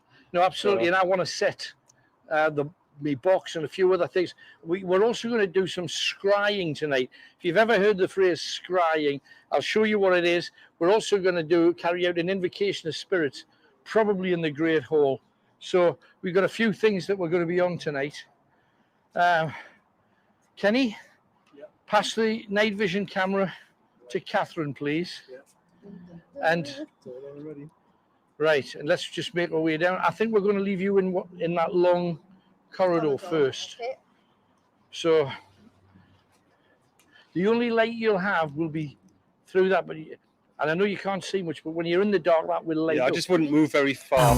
On Greatest Hits Radio. You never know who's going to call next. 0191 488 3188. Greatest Hits Radio. Now, we've had a caller on Yvonne there talking about the changes in the whole world of mental health and how people can be very, very cruel to you on the streets, especially if you live in a small community where everybody knows a little bit about you. We have Simon next, who is in Peterlee on a similar tack, really. Hiya, Simon. Hi, Alan. Are you well? Good, man. Thank you for asking. I hope you're doing well, too.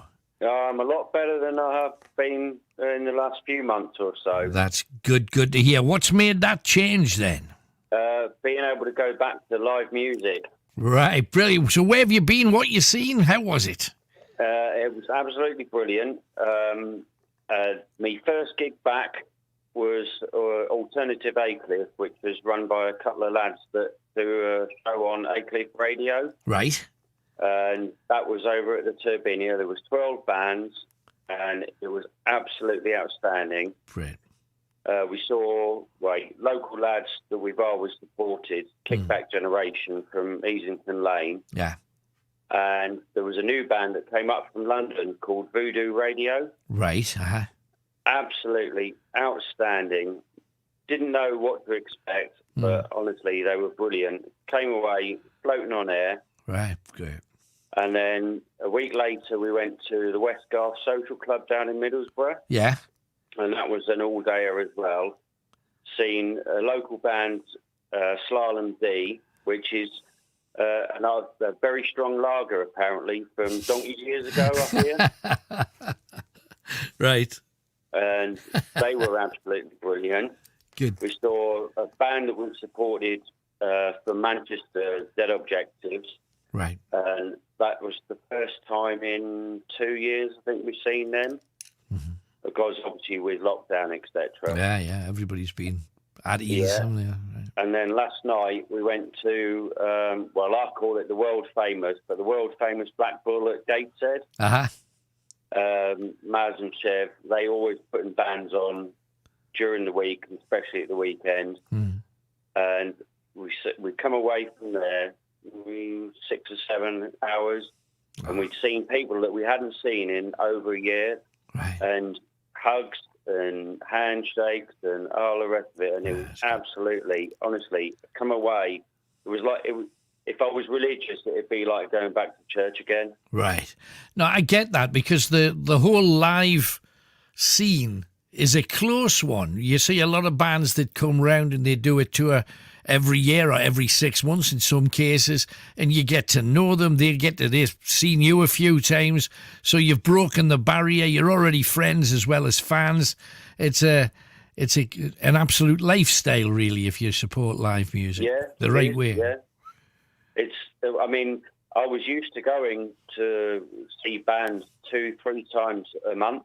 And then to have that all snatched away, I mean, there's been other things that have been bubbling in the background in regards to my mental health anyway, which I've spoke to you before about. Sure.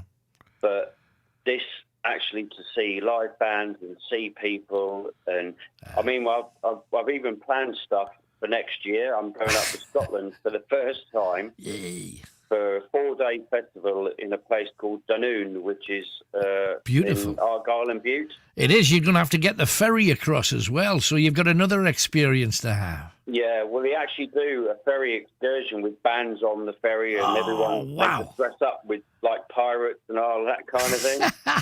That's great. And we've got a beach house or a houseboat.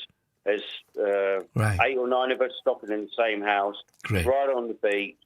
And it's run by, I think the band's called Control. Right. But the guy that runs the band, they're from around here, he was originally from Dunoon. Right. He packed in work, went up there, thought, right, what can I do? Music, live festival, bang. It's the kind of thing that only people who live in North and South Shields fully understand, the Dunoon ferry thing, because the ferry just goes back and forth all day long. Like it's half an hour.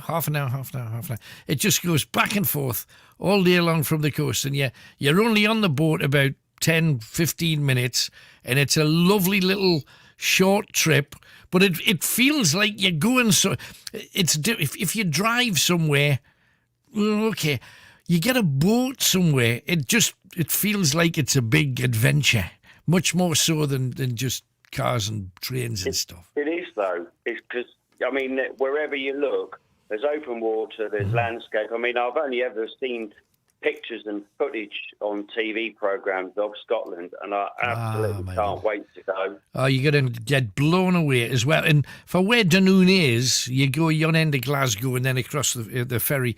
It's a beautiful journey. You're going to see Scotland at its finest. It's slightly more built up than most of Scotland, but you're going to get a real flavour of it. And the fact that you're doing other things, I think the one thing that's been stolen from all of us, because what do you look forward to across a year if you're your standard family or the standard person who's working for a living? You look forward to your holiday. You might look forward to going to your football or your gigs like you. Yeah. All of that was taken away from everybody. And that was the treat. That was the escape. That was where you let the steam off. It was. And we haven't been able to do that, none of us. So the fact that it's coming back, and especially for you, that's just great, because your mental health's teetered a bit, and you need a place where you can just let your hair down, go crackers for a few hours. And then I can't let my hair down because it's in a red mohawk. So. Well, keep it stuck up then. That's even better. Even better. Brilliant. Anything else then, Simon? Wait. I was going to follow on from Yvonne's phone call. Sure. With regards to mental health. Yes. At one time, if you were struggling and you needed help, etc., you could make an appointment with your doctor. You could go and see the doctor, and they would decide whether they would prescribe you antidepressants or counselling or whatever. And now it's just all done over the phone. And I don't know about you, but I'm old school, and I like to see someone face to face. Yeah, me too. Absolutely. And at one time, my doctor would say, "You're not going to get antidepressants unless you actually come and see me." And now, I mean, I'm on them now, and I've been for a few months or so since 2012, first time since 2012. And I was shocked that the doctor said, yeah, well, there'll be a prescription for you at the chemist, and you can go and pick it up. And it's like, well, do you not want to see me? And because our, communication is only 10% verbal, and the rest is visual cues. Yeah, but you might not have needed those tranquilizers, the heavy stuff, if you'd have had reassurance and you felt better about yourself because you've spoken to the man or the woman, the doctor. They understand, they know where you are. In case of emergency, you can always go back. But now, if you are unsure, unsteady, and that's the whole basis. It's that you're not steady on your feet, you're not steady on your mind. If you're in that situation, it's easy to panic, it's easy to worry, so you think, oh, well, I better take them just in case, because you don't know when you can see a doctor anymore. That's the thing. So, oh, well, I'll give me everything you got. And it's sloppy. It's sloppy doctoring, I'm afraid. I hate taking medicines at the best of times. And I did reach crisis point back in May, and the doctor phoned me up, and instead of any kind of face-to-face consultation or whatever, they just said, oh, well, if you're in danger of self-harm or, you want to take your own life, phone the crisis team. And I was saying to my lass, it's like, well, if I'm going to do it, I'm not going to phone the crisis team. You're just going to do it, of course you are. Right. You're just going to do it. I mean, I absolutely understand. And the other thing is, if you phone the crisis team, at one time, the crisis team would be on your doorstep in 20 minutes. Now, they're saying, well, we'll book you in for another chat over the phone in 2 days' time. We'll see how you feel. And that doesn't cut it to me. I'm sorry. It's slapdash. Right, and exactly, and that does link back to what you were saying about how much funding charities and mental health charities got from the EU. Yeah. Because I'm sure there was some statistic that for every £3 we paid in, we got something like £2 back. And that was right across any kind of, I don't know, for employability schemes, mental health charities, all that kind of thing. Well, it wasn't just mental health charities, it was charities in general that benefited hugely because it was such a large organisation, they could get grants from here, there and all over the place. And, of course, Britain, being what it is, applied for everything and pretty much got a lot of the money that they asked for those kind of schemes. Yeah. But the first thing that goes, if the government have to put money, pay money out for their own people, that was never going to happen once that thing. But hey ho, Simon, thank you very much for calling anyway. Thank you for your time. No worries. Bye-bye. Let's dive across to Steve and Krista, who's in Gateshead. Hello, you two. Hello. Hiya. Hello, the pair of you. What you got for me tonight, then, you two? Well, tonight, just about Gwick Castle. We arranged a visit down to Gwick Castle last year. All right. We phoned up Gwick Castle. Are you open? Yes, we're open. So we booked the hotel, etc. Right. And 3 days later, they announced that they were shutting for emergency building work. Oh, whoa, right. Yes, an emergency building work, according to the truck driver I know, he says emergency building work is a film crew. He says they are doing I'm a Celebrity there. He says I've seen them putting the stuff up in their lightings, getting there, and he says so they're not shutting for building work. But I thought after telling us, yes, we're open. I mean, why didn't they just say to us, we might be shutting for building work? Then we wouldn't have booked. Right. No, absolutely. But you know what may have happened? And hey, I don't know. But what may have happened is they were taking bookings. All of a sudden, it's confirmed. I'm a Celebrity's going to be from here. You got to cancel whatever bookings you got, and we'll give you X amount of pounds. You've been trumped, haven't you? Been gazumped. It could well be that's what's happened. So what did you end up? I presume you got all your money back, I would hope. Well, we didn't get the money back from the hotel to this day.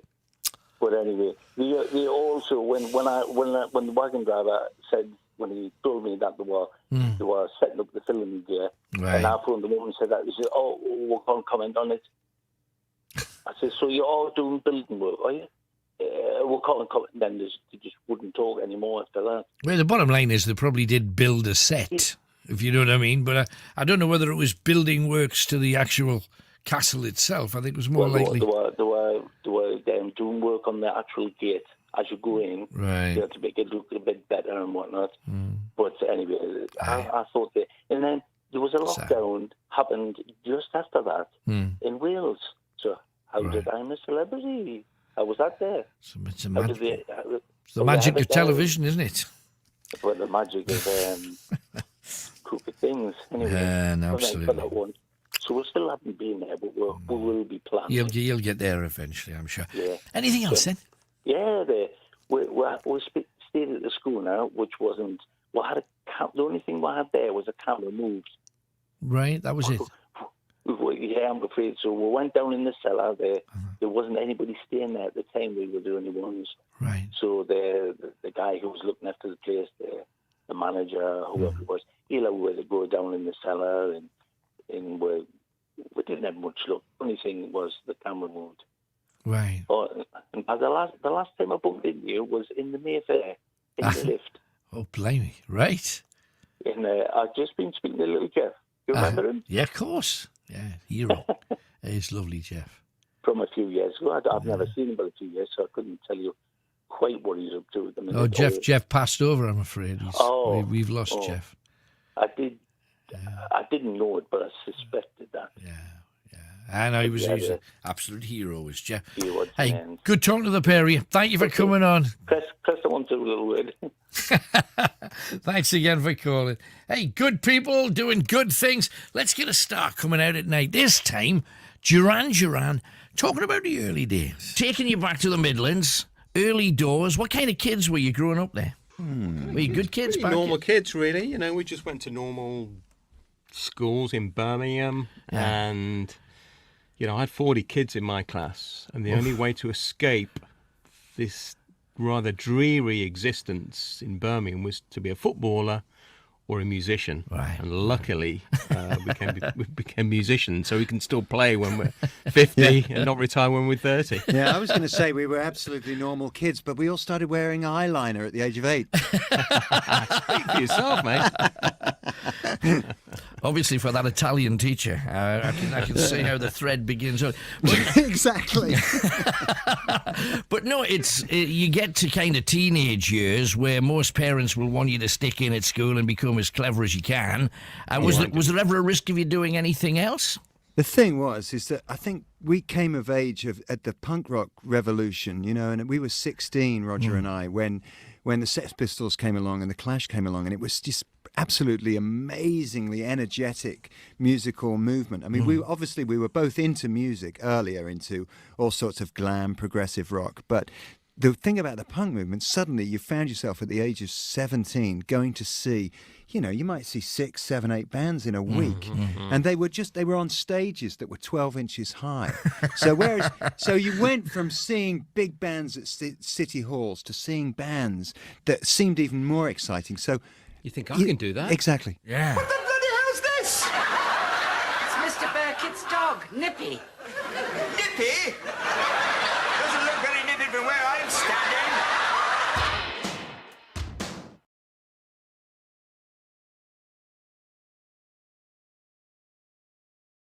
You just shout and we come running. That's how it works.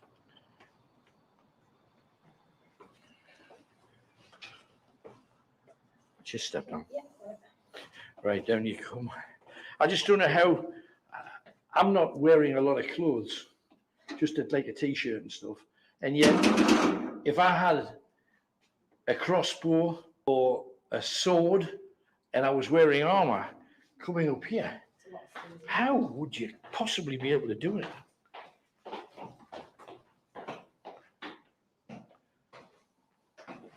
Right. Is this the one, or is this the dead end? No, it goes all the way around, I think. Goes all the way around.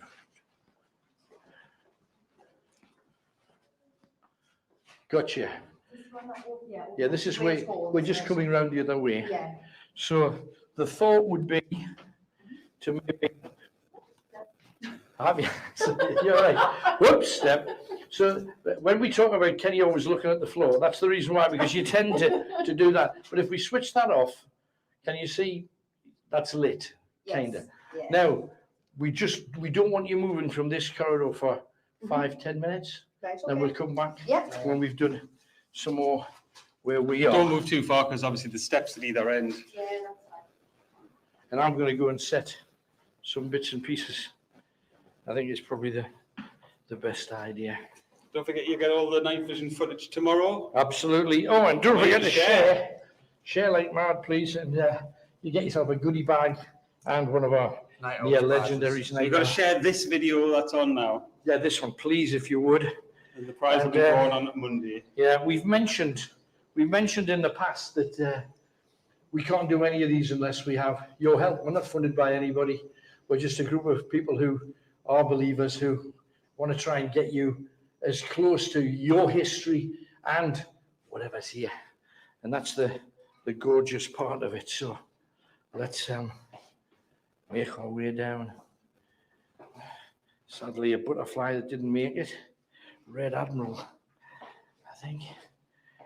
And we should be looking for the Great Hall. I don't think that's it. Down one more, I think. Is it one more? That might be Kenny. Yeah, it might be Kenny. I heard some talking.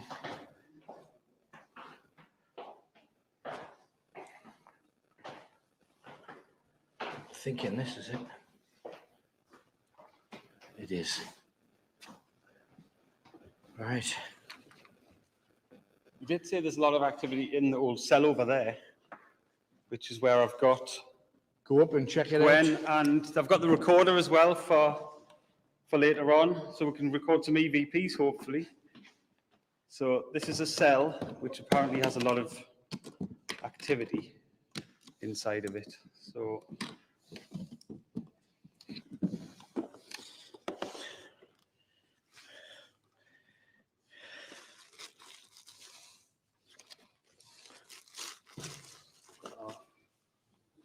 little ball, so if anything touches it, it'll flash.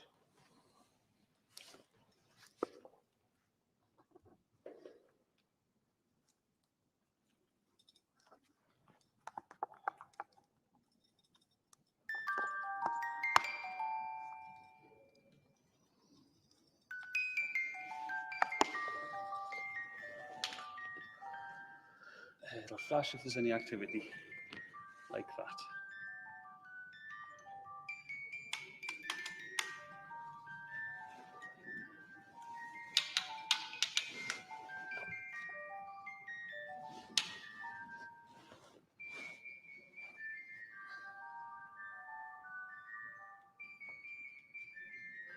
Just a reminder not to share it if you're in the supporters group now, and this is for tomorrow, because you can't share this feed. It's just for tomorrow.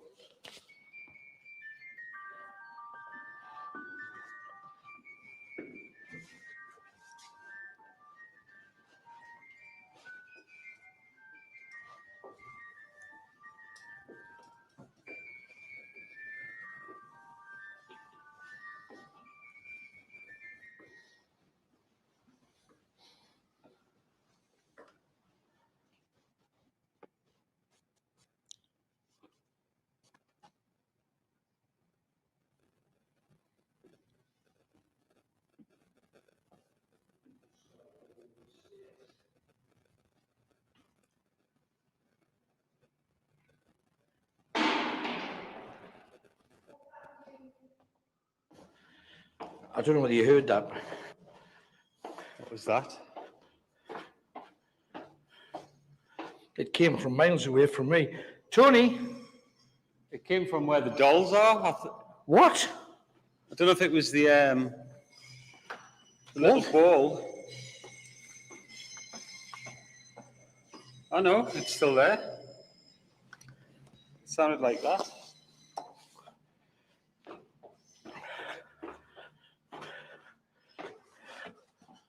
I was just about to go up the stairs.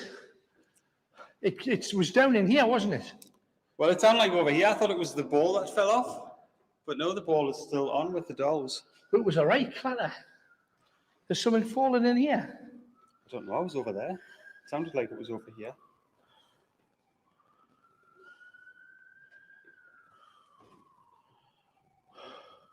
God.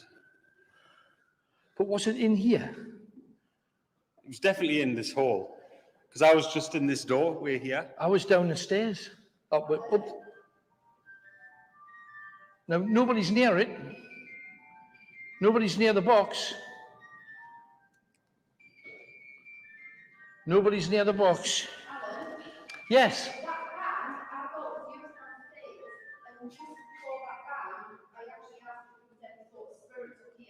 Hang on a second. Oh, she said she asked if there's any spirits and then the bang. Oh, blame me, so it was your fault. No, I don't even know where you are. Where are you? She's up the top. See the light? Behind you. Oh, hello. Oh, hell's best. You didn't drop anything, did you? Just there was a noise, and Tony said it was from up here where the dolls were. It sounded it to me, but I might be wrong, but it sounded like it was over this side. Yeah, it was definitely down here. I was just in there. Because Kenny, I'd gone out and I'd started walking up those stairs. And I got probably about there. And I heard the bang, and I didn't know whether it was downstairs. Oh, that's me. But that went off on its own as well. Well, that went off not long after. I was in here. Yeah, Tony was over there. That's amazing.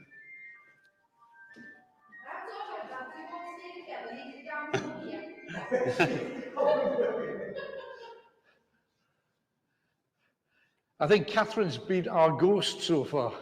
She scared me the most.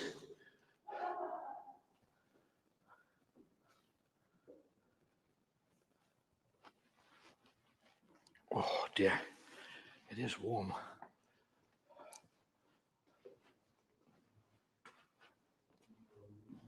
That cell apparently has a lot of activity there. Oh, there's a cell up here, isn't there? The cell just beyond the haunted dolls and Teddy. Got Gwen and Ted.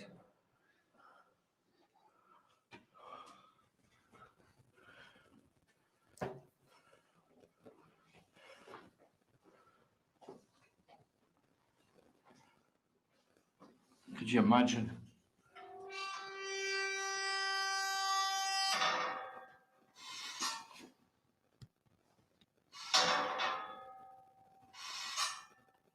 Okay.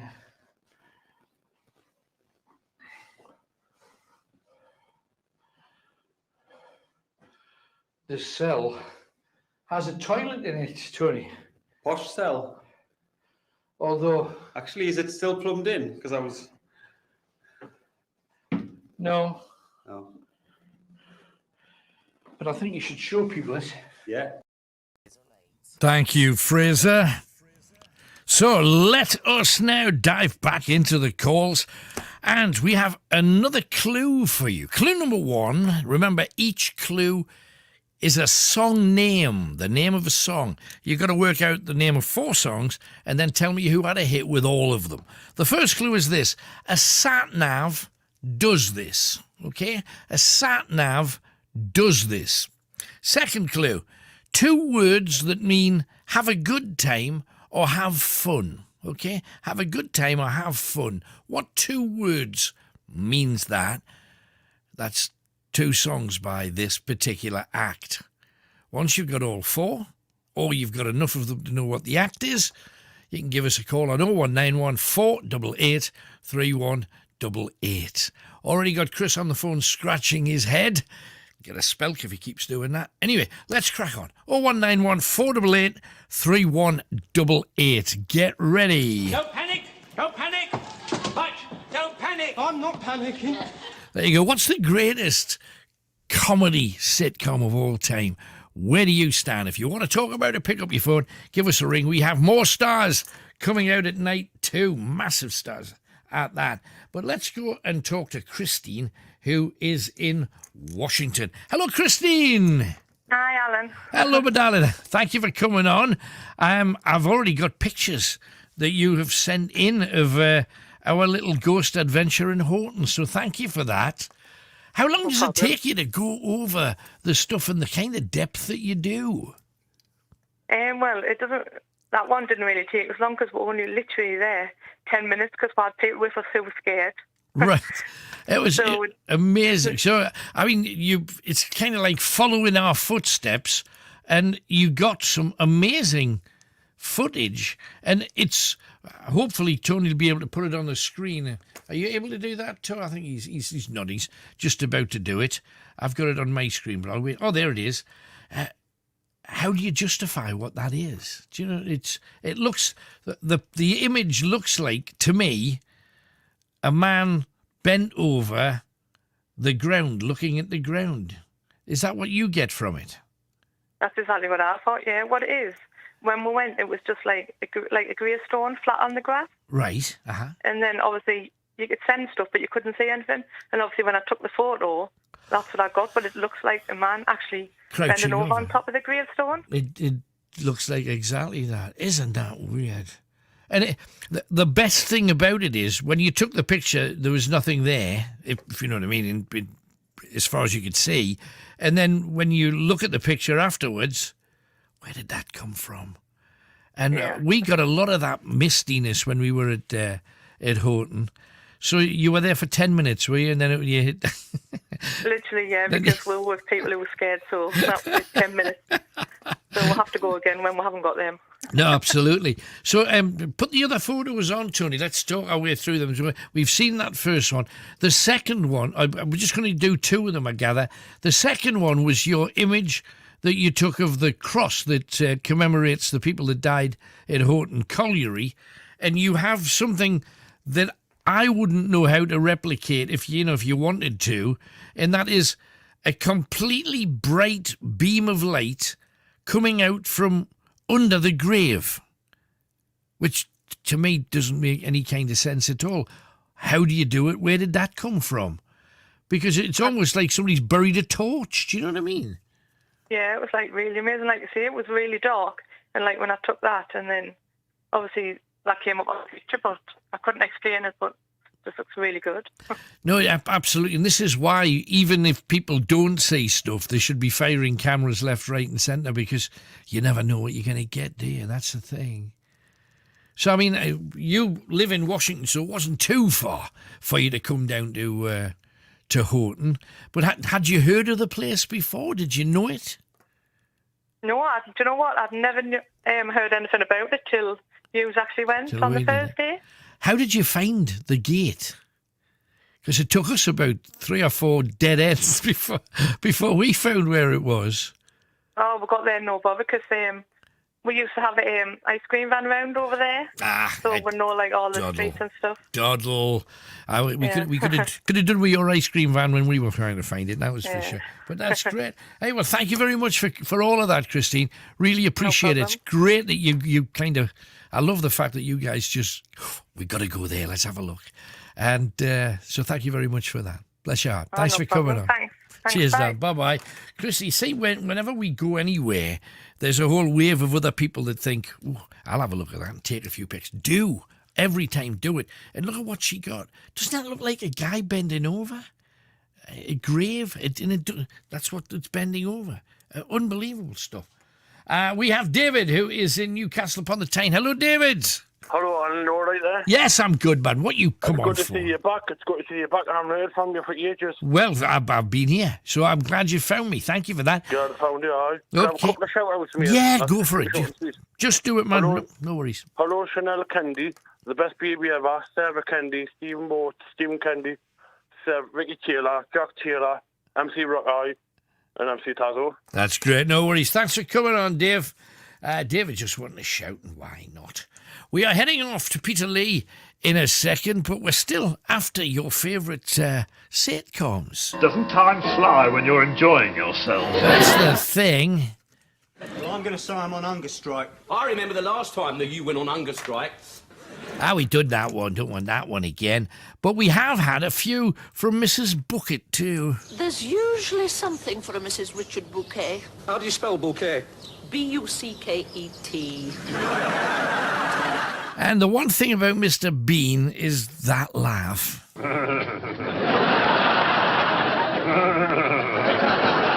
But let's head off to Peterlee. Chris is waiting for us. Hi, Chris.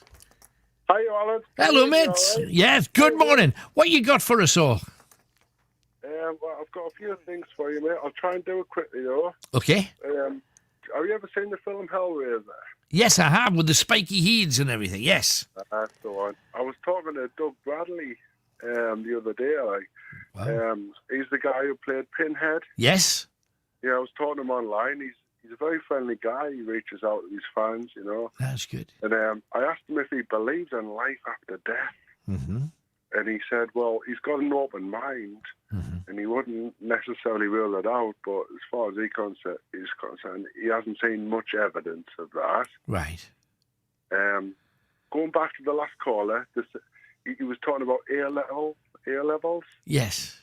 And the 100% pass rate. Yes.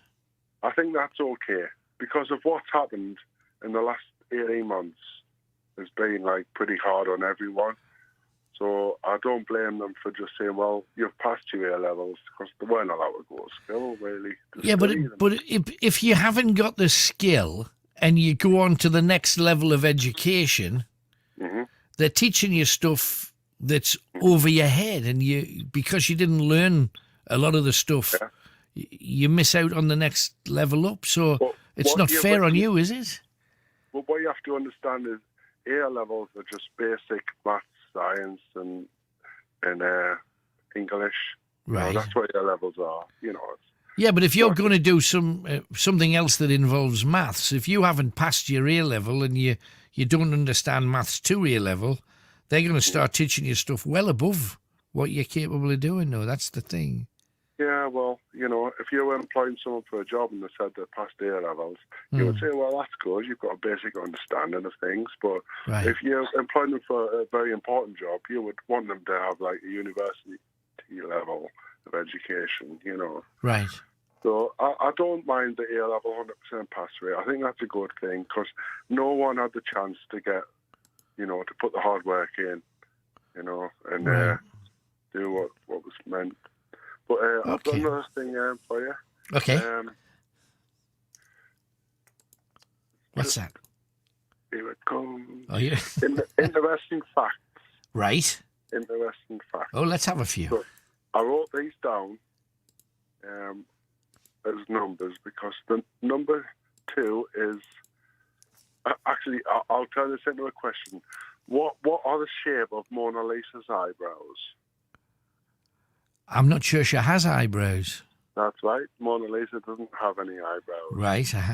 The second thing is, what's the strongest muscle in the body? Strongest muscle in the body is the... I'll not embarrass you, mate. Sphincter.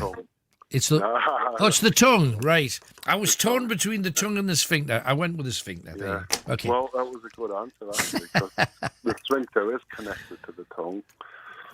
Not in my house. Ah, dear. Right. Next one is when the moon is directly overhead, you will weigh slightly less. Oh, well, there you go. Yeah. I have to remember that next time I'm weighing myself. I can do any help I can get. The name of all continents end with the same letter as they start with. Is that right? Name a continent. Name any continent, Alan. Australasia, that does. Australia, Africa. Asia. Asia. Europe. I think these actually interesting facts are correct. There you go. I didn't realise that, but I do now. Okay. I'll just go on to some more. So we've got 12, 17. Women blink nearly twice as much as men. Right. I'll start counting, right? It's impossible to lick your elbow. Right, okay. Did you try that? There? No. Right, impossible. number 33 is, well, I'll give you 32 first. A crocodile cannot stick its tongue out. Number 33, a snail can sleep for 3 years. Wow. That's something. Okay. Number 36, there's only 2 more. Okay. Number 36 is butterflies taste with their feet. Right. Can you imagine how weird that would be? Yeah. Especially if you stood on a dog poo. Right. That's it. When it comes to butterflies, they were actually a caterpillar in their last life and the metamorphosed. Yeah, that's true. Went into a chrysalis and then became a butterfly. Yeah. I remember that from school. So it's been a great call. So I'll end with this one. All right, number 37. Elephants are the only animals that can't jump. There you go. It depends on the power of the cattle prod, I think you'll find. But that's lovely, Chris. Thank you very much for calling. Right. It was a great call. He said it was a great call. He wasn't wrong. Now, we talked to Cresta's partner a little bit early. I was not aware Cresta needs to talk to us too, so let's get the lady on the phone. Hello, Cresta. Hi, Alan. Hello. I'm so sorry that we didn't get you the last time. Right? Got you now. You've sent me an amazing ghost picture of, hopefully the Tony be able to put this on the screen as well.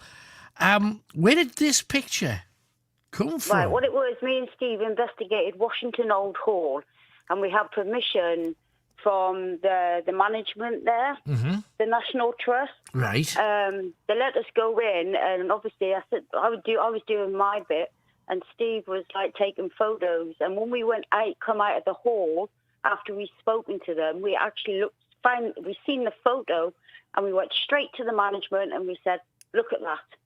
And they said there was a woman. I don't know if they call it the Grey Lady or whatever she is. But I took that photo and I couldn't believe it. Well, not me, Steve.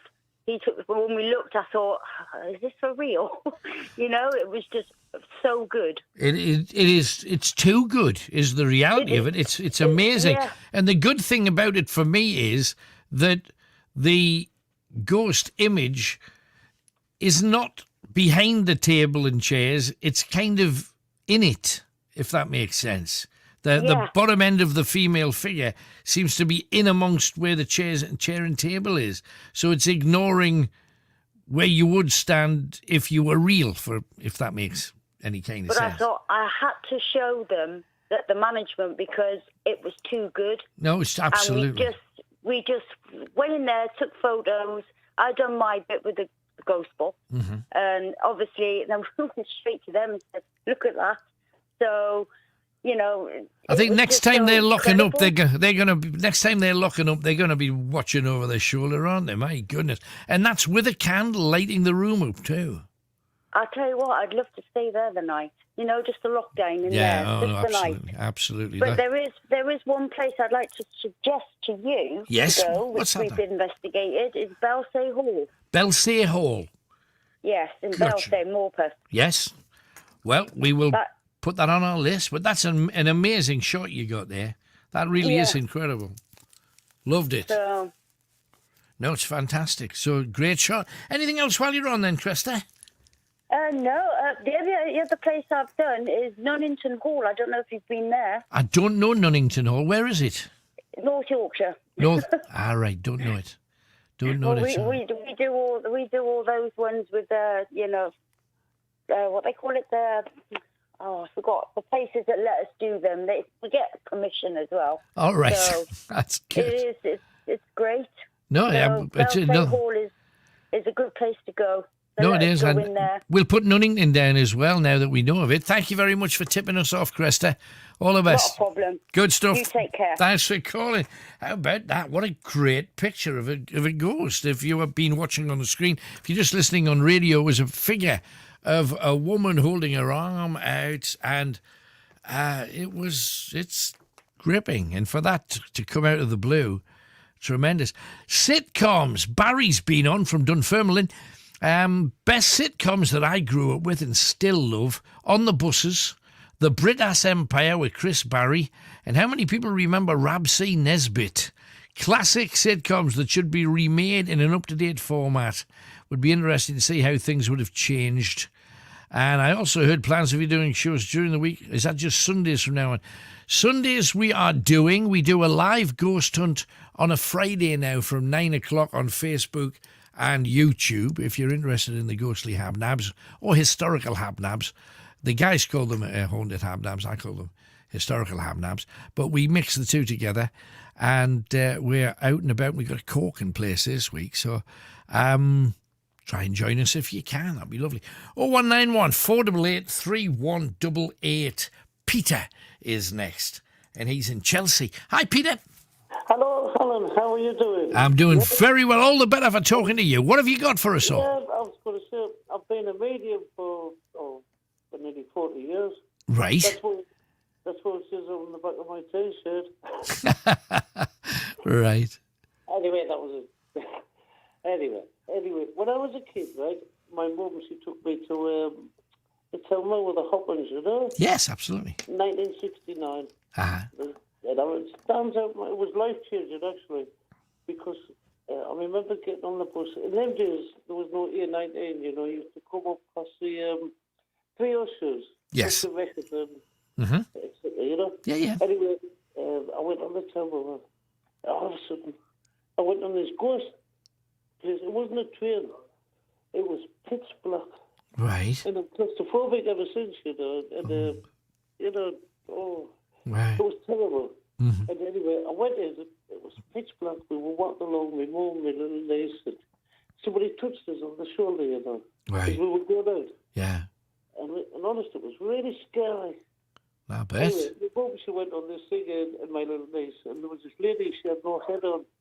Oh. And she had these, like, tubes and wires in a suitcase. Right. And it was supposed to be keeping her alive or something, you know. Which obviously it wasn't. Yeah, we hope it wasn't, right? Yeah, but as I'm saying, it wouldn't have been really, you know. She was kept alive by that suitcase with the tubes in. The headless woman. Right. You know. But it's some good times when I used to go up there, you know. Because they used to do things that are not legally allowed now. I mean, a freak show isn't well, it wasn't politically correct then, but it certainly isn't now. That's for sure. But they used I used to go on them when I was a kid. You know, I think a lot of people did. Oh no, it was cruel, really, isn't it? You know, I'm glad we're changing for the better. You know? Right. Okay. The Victorians were the worst for stuffing animals and things, you know. Mm. Anyway, Alan, as I say, you can bring it out of the north, but you can't bring it out of me, you know, the northeast. Right. Lovely places. Mm. Elizabeth Lyon, as I said, she was born in Dundee, my great-grandma. Right. She moved to Northumberland. Uh-huh.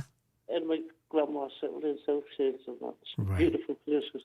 But she was a pure lion, not a posed lion, you know? Right, yes. Sir Patrick Lyon, my ancestral granddad, the first one, and ancient kings of Lyon in France, you know? Uh-huh.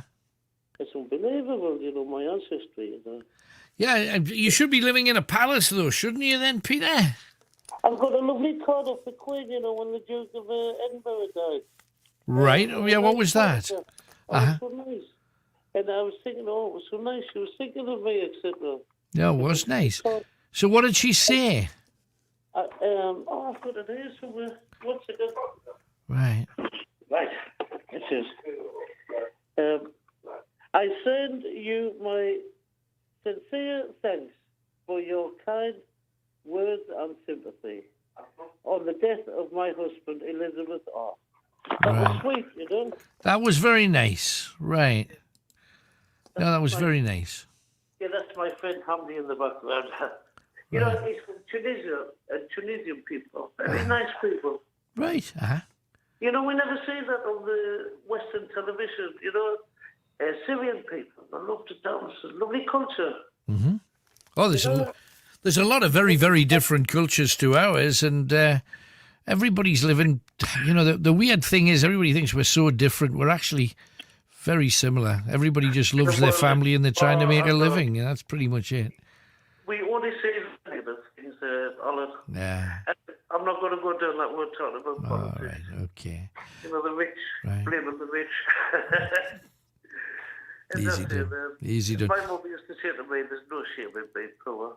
No, blimey, I never of course not. I never wanted to be like the royalty in a goldfish bowl, you know. Right. No, for sure. I went to one of the roughest schools in the northeast. Uh-huh. And I'm glad I did. I tell you. Yeah, hey, well, If you you don't eat your meat, you can't have your pudding. you can't out where you're from, that's for sure. Thank you, Peter. Yes, thank you very much. And have a lovely weekend. You too. Blaze Television, they've got a paranormal week, you know? Right, okay. Well, we'll watch out for it. But thank you, Peter. Great to have you on. Let's dive next door to Eddie. He's in Long Benton. Hi, Eddie. Good evening, Alan. Hello, mate. Sorry, good morning. Whenever the hell it is, we're glad you called. So thank you for coming on. What you got for me, Ed?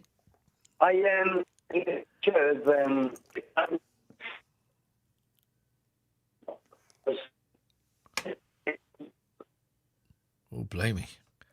We're having difficulty hearing you. Eddie, can you wave your signal in I don't know, head off to the bathroom, stand on a chair and hang your hand out the window? One of those kinds. That's, it's better. I made that out. I mean, can you hear me now? Yeah. What happens, Ed? What you got? No, it's not happening. No, it's one of them. So we'll hand Eddie back because he has sent a photograph in, and the photograph is amazing. It is something, and I mean something, on a candle.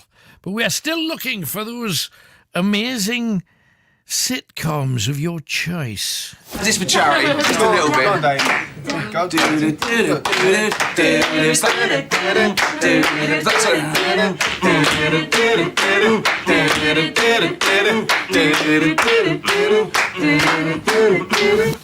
Oh, what about this lot? He says if he has to go to the shop, he's never coming back. Well, tell him if he thinks more of his remote control than he does of his own family, he needn't bother coming back. She said. I know what she said. I'm not deaf. I heard it. I think he's mad at me now, Barbara. And this guy? Jurassic Park. Now you've been dumped, we can all go on a mental holiday together. You don't just walk up to a girl in a club and introduce yourself. You dance over near them, make the eyes, then get them to dance with you. Really? Stick with me, you'll be fine. The incredible in-betweeners. Finally, monsieur, a wafer thin mint. Bah. Oh, sir, it's only a tiny little thin one. I couldn't eat another thing. I'm absolutely stuffed. Yeah, Monty Python too. We forgot about them. Who is it that you reckon the best comedy clips of all time? Now, hopefully, we've got Eddie back in Long Benton. Hello, Eddie.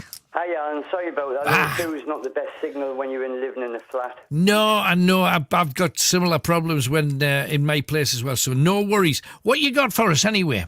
Right, my sister and I go on YouTube a lot to watch the psychic mediums that are on and listen to the messages and that. My sister went to bed one night and she was meditating and she was trying to get in contact. She'd lost a child not so long ago. Oh, I'm sorry. And all of a sudden, you've got the picture of it. She obviously she has a candle burning when she meditates. Right. And a little floating heart appeared for only a couple of seconds. But you caught it on camera. Yeah, she caught it on. I don't know how, but she managed to. I don't know whether it was she was told to take a picture or what, but she messaged me about midnight, I think, and said, "Ed, look at this." And I said, "Oh my God, it's a floating heart, you know." It is. She said, "Yeah, but it only lasted a couple of seconds, and then it just vanished." And you see, the thing that I always say is discount 95% of things. I wouldn't know how, if you wanted to fake it, I have no clue how you would do something like that because it's in the flame. Yeah, it's a heart in the flame. You couldn't even airbrush something like that, No, you know? no, definitely not. So I thought it was Fantastic. fascinating. I thought I'd just send it to you as proof that, there's obviously people can look at stuff it and there. make their own minds up, but Absolutely. as far as I'm concerned, it's 100% right, like, you know, because I looked at it and I thought, hang on, that's not even touching the flame, it's floating above it. Yeah. Well, it's in front of the light because it's not in the middle of it. It's on almost on the edge as if it's trying to get the message across. It's a lovely thing. Yeah, it is. It's beautiful, isn't isn't it? So it is. Hey, well, thank you for that. Perfect for the way tonight's gone as well. A couple of things about hospitals. I tried to get through the night, but I was a bit tired. And no worries. He tried to ring us back, and I was in bed. I'm sorry for that. No but I've had 5 operations cancelled. I've got 3 operations outstanding. What? 1 spinal, 1 hip, 1 shoulder replacement. And my hip's totally crumbled, and I've got to wait for that. But what's happened was, in the end, it's been cancelled 5 times in the last 2 years for the spinal operation. And I ended up the last time in hospital for 2 hours, and he came through and said, I'm sorry, I have to cancel. I'll make an appointment for October. And I says, you know what it is? I'm fed up with this. I said, I can't cope with the pain I'm in. Because I can only lie in one position in bed, and that's on me right-hand side. I can't lie on my left because of the hip. Right. And so I got onto PALS, which is the hospital complaint thing. And I don't normally do that, but I was so fed up. And it's come back. I've got to ring back tomorrow morning, and apparently they've got an appointment for us to have the spinal done. But at the same time, I had an appointment on the 15th of September to see the hip specialist, to find out when I was going to get a date for that. And I got a letter through the post just saying, sorry, we've cancelled your appointment. And I thought, okay, but there's no explanation why. Right. So when I rang PALS up and said, look, what's happened? She said, they've come back with an answer. And what they said is, because you were under Mr. Weir when you had your right shoulder replaced and your right knee replaced, you've got an appointment with him. I says, no, I haven't. I says, he's totally booked up till the end of November. I said, no, I can't wait that long for a hip replacement. Right. When I'm literally doubled over, I'm walking with a walking stick. So I've got to ring up tomorrow and find out what's going on with that as to why they cancelled the appointment, you know. So, we know that there's something, like some people have been put back 5 years. Yeah, I mean, I'm 2 years, so I can understand all. But you shouldn't have to understand. I mean, even with the stresses and strains, the doctors that do operations like hips and what have you, they're not the people that COVID affected in any shape or form. Well, you know, I'll be honest, Alan. I went upstairs to see my HIV specialist, and he turned around and said, Ed, there's only 100 people in with COVID, so I don't understand how they're saying there's a shortage of beds. But what they said was, there's emergency cases come in, and they've got to be pushed in front of you. So if there's only so many beds, you'll get pushed back. Well, I mean, you're in the majority, because there's an awful lot of people in severe pain waiting for operations that will change their lives. And I don't know how you could say to somebody in pain, just put up with that for 2 years, 3 years, 5 years. This is the National Health Service that we are so proud of. And how has it got to this? And the lockdown isn't, if you look at other countries across Europe, there's not huge 4 and 5 year backlogs for operations. Did they continue operating right the way through COVID? Well, what they reckon is a lot of the doctors that we had that used to work from abroad here have all gone home. That's so Brexit again. We've got a shortage of staff now, which, okay, I agree. And when I got the phone call that they cancelled the operations, it was the beginning of COVID, so I understood that. But at the end of the day, I'm walking around with a walking stick inside of my house. I've got to hang on with my right hand to cupboards, radiator, anything. I'm bent over I'm 60, coming up 61. But I shouldn't have to be. No. When I get up in the morning and I've got to wait 2 hours before I can bend over to put my socks on, that's not right, you know. And I've turned round to them in the end and I said, I'll tell you what I'm going to do. I've got a couple of steps out the back of my back door. I'm going to fall down them. I'm going to ring an ambulance and say I've damaged my hip, and then I'm going to come in on an ambulance, and then you'll have to deal with it. And that's how sick I was of what's going on with this, you know. Because every time you get so close to getting your operation, I'm sorry it's cancelled, I'm sorry it's cancelled. And that's all you get. And everybody I've been talking to is in the same boat. Yeah. They're all saying the same. I know. But I've got neighbours up here. There's a guy up there waiting for a knee operation. He's got metal rods in his knee. And they just keep saying, sorry, it's cancelled, sorry, it's cancelled. That's You know? just plain wrong. It's crazy. It's plain wrong. Hey, Eddie, good luck to you, man. Thank you very much for coming on. Yeah, thanks, Alan. All the best. Everybody enjoys that candle anyway. No, it was brilliant. Loved it. And a heart on a candle that has that kind of message with it. It's very sweet indeed. Okay, let's have another star coming out at night, shall we? And this time it is the legend who is Lionel Richie. I asked him about when he was a little Lionel growing up. Where were you when you were growing up? Actually born and raised on in a small town called Tuskegee, Alabama, right on the college campus of Tuskegee University, which is known for Booker T. Washington and George Washington Carver. Oh, wow. Born right on the campus. Yeah. Now, what was life like? Were you a rich kid? Were you a poor kid? What was it? No, well, we weren't poor, but we weren't rich. I was terribly upset when I got ready to go off to college and my father said, it's time for you to get a job. And I said, well, where's my trust fund? And of course, that's when the news was broken to me that I had to go out and work for the rest of my life. Right. I was terribly upset about that, Alan, but I would say mostly a middle-class family. You know, my mother was a school teacher and my father was a military man, so it was one of those things where it was... You'd be a disciplined child. I was highly disciplined. My father did not spare the rod. No, not in any case. You were in the woodshed a lot. You understand. You do understand.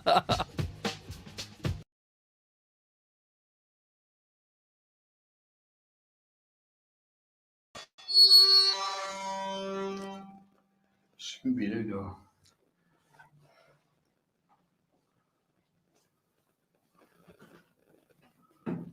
God.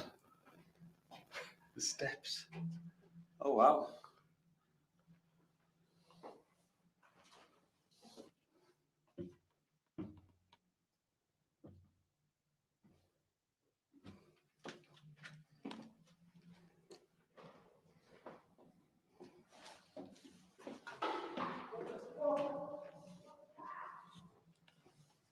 They've heard something. What's your step for the dolls? Sorry, Kenny? There was a noise. What kind of noise? A bang. What kind of bang? I can hear them definitely up here. Yeah. It was a destruction of a school. You didn't drop anything again? Quite an intense atmosphere over here as well. It's like heavy. Yeah, it's really heavy. The necromancer? Yeah, I think I have to go up there to do it, though. What about here where the haunted cell is? Because if all the noises are here, there's obviously something here. That's a fair point. Can you manage another couple of minutes up there? Yeah. You sure? Yeah, Kenny's just underneath me in the wall, isn't he? Oh, yeah. Yeah. Kenny's there. Yeah, I'm good. Right, okay. Let's Maybe we'll get a sign through the necromancer. And the teddies.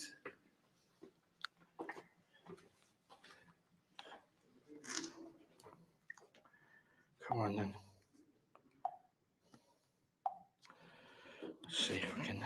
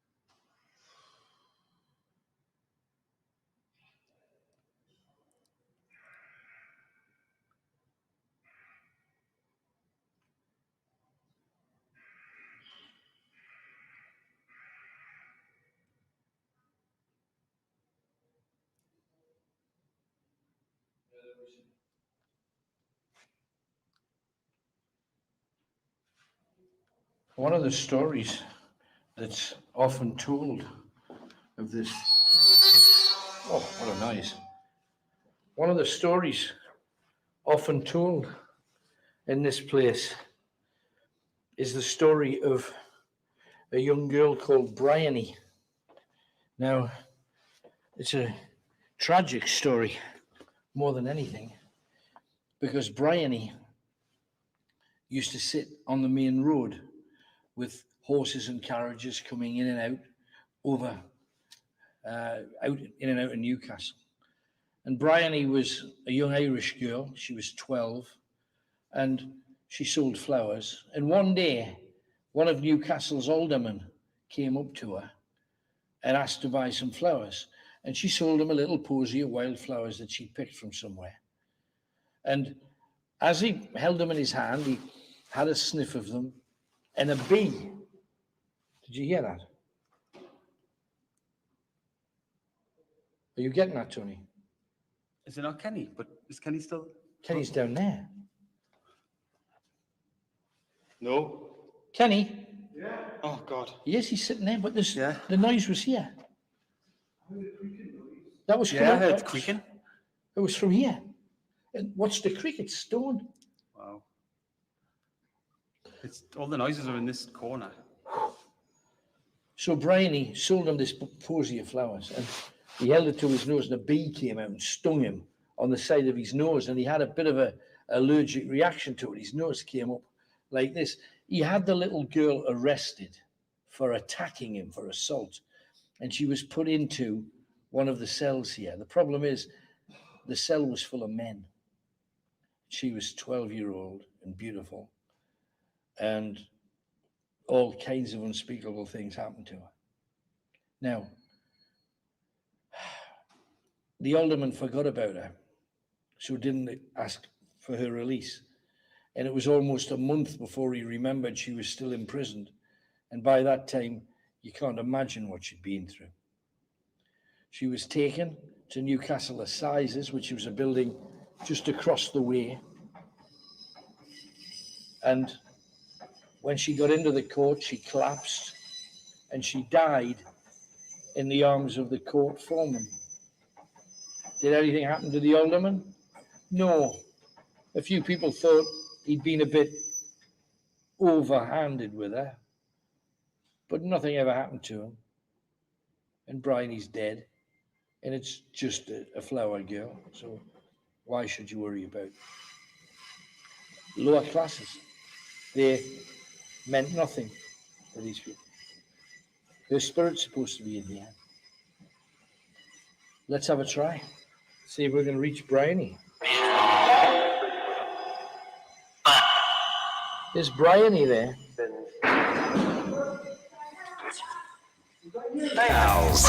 With Alan Robson. Call 0191 488 3188. Greatest Hits Radio. So many things to talk about. Mark's been on. He says, I used to love a sitcom. Oh, I beg your pardon, this is Anne's. I used to love the sitcom with Alf Garnett in. Can't remember what it was called. Till Death Us Do Part is what it was called. She also liked porridge, but her favourite is, of course, the one and only. We bought a grocer disposable lighters, a Space Invaders game, 2 facial saunas, 5 water-damaged sleeping bags, and a moonroof for a Peugeot, right? Then we swapped the lot for a van load of one-legged turkeys. There you go. Only fools and horses. Mark's email is, I've read that this Christmas there's going to be food shortages. If that's going to be the case, why doesn't the government bring in food rationing until the problem gets sorted, but not as severe as World War II? How would you think it could work? I don't believe it could. Because you'd have to have agreement with every single company that sells anything in a shop. And in this day and age, it wouldn't happen. We are suffering from, obviously, lockdown, mainly Brexit, though, it has to be said. And I'm not saying that it was better that we shouldn't have left or whether we should have stayed or whatever. Just these are the things that deep down everybody knew was going to happen. If you leave a market, you're short of stuff. Obvious. So get used to it. It will never be the same again. sincerely will never be the same again. Things are going to change after the lockdown and the government tugging your lead as well. Things will never quite be the same again.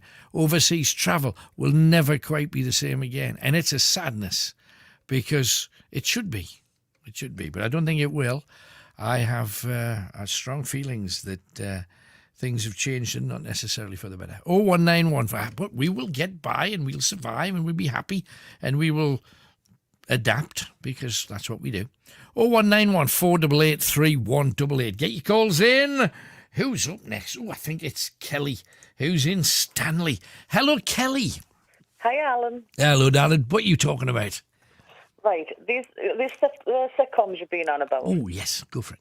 I can remember being little and the first time I ever watched Bread. Right. And my dad, every time he got out the bath or he dried his hair, he never used to brush it, so he used to look like Freddie Boswell. Right. So I used to go... I used to walk around, I used to be telling all my friends that my dad was Freddie Boswell. Oh, brilliant. He used to knock us for it. No, I can. Well, it's not what you'd want, really. But, yeah, nice one. I gather you've got a big lie or something for me as well. What was that about? He nearly cost us my life, that. Right, because we asked at the beginning of the show, what's the worst lie you've ever told? Come on then, out with it. Right, I was about 7, right. And when I used to go and stay at my grandma's on a weekend, there was a load of people who used to always go down to the swimming bath. Right. So anyway, I was sick of going every weekend and watching them go down the slide, and I couldn't. So we went one week, and I was asking if I could go on. They said, "Well, can you swim?" I was like, "Yeah, I can swim. Of course I can." Right. So up I go up the ladders, about halfway down the slide. Oh, my guts went. I was like, "Oh, no, I cannot swim." So I was off the end in the water. Couldn't get up. Lifeguard in. Had to drag us out. Oh. Yeah. Was it worth it? It was till about halfway down. Yeah, I bet. As soon as you hit that water, the panic's kind of swept in. I was halfway down and I was like, yep, I've made a mistake. Brilliant. Top story. Anything else then, Kel?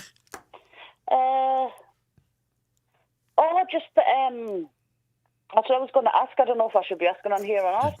Go for do you know how do you get to be able to go on a hunt? Right, you just become one of our supporters, and if that's the case, then you just send an email in, and first chance we get, we take people with us if the place is big enough. If it's quite a small place, we don't. But as soon as we get to a big one, like the castle that we did last week, we'll take someone with us. So just drop an email in, send a WhatsApp or whatever. There's various ways to get in touch. WhatsApp, and we'll take it from there. But all you got to do is tell us why you particularly want to go, and ideally, if there's a place you particularly want to go as well. Because if there's a particular hall that you've always kind of had a fancy for, we'd rather take you to one that you've never been to before that you'd love to check out. So it's that kind of thing. But hey, no worries. Thank you very much, Kelly. No worries. Thanks, Alan. Thanks, love. Bye-bye. 0191 488 3188. Okay, we are off to Hereford. We have Mark there. Hello, Mark.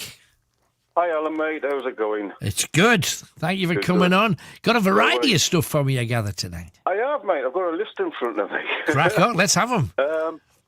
Few quickies first. Okay. Comedies. Yes. The most recent classic has to be The Royal Family. I mean, it's just fantastic. Yeah, brilliant. All the characters in it are just class, and it's such a cleverly written script. You know, it's just a belter. Yeah. The older ones, I mean, I like a lot of the older ones, like Steptoe Son. Oh, blimey. Just brilliant. Nobody's mentioned that, and that was a classic. Oh, it was. I still like watching the reruns, the old black and white ones and that. Yeah. Another one was Father Ted. It's absolutely brilliant. Yeah. Absolutely. I won't say some of the things he said. No. There was one where, the cleaning woman. Yeah. Yeah, And she, Doyle. when she fell out the window and she was washing the window and she went straight through the window. It's It's the brilliant. stuff that makes you spit your tea out, those kind of It does. You just spit all over the place. It's just classic stuff. Did you see the one with the Nazis when he Yes. with Hitler tash? Oh, when I was decked. Yeah, I tell you, out of all of the Father Teds, I thought my favourite was the Eurovision Song Contest thing that they did. I thought that was amazing. I mean, they were all classics. I mean, such a shame the guy's not with us anymore. Yeah, but for sure. It was Great show. about it. Great show. Yeah. Okay. I mean, another one. I mean, well, a couple. I mean, I've always said that my role models in life are Rapsy, Nesbitt, and Homer Simpson. They're just classic, aren't they? Yeah, they're I mean, brilliant. Good stuff. Anyhow, getting down to the lie. I was trying to think about one of the worst lies I ever said, and unfortunately, it was to my mother. Right. I mean, when I left school, I was unemployed on the dole, signing on for a short while. Anyway, I went down to cash my gyro this one day. Right. And walking back home, I called into the amusements.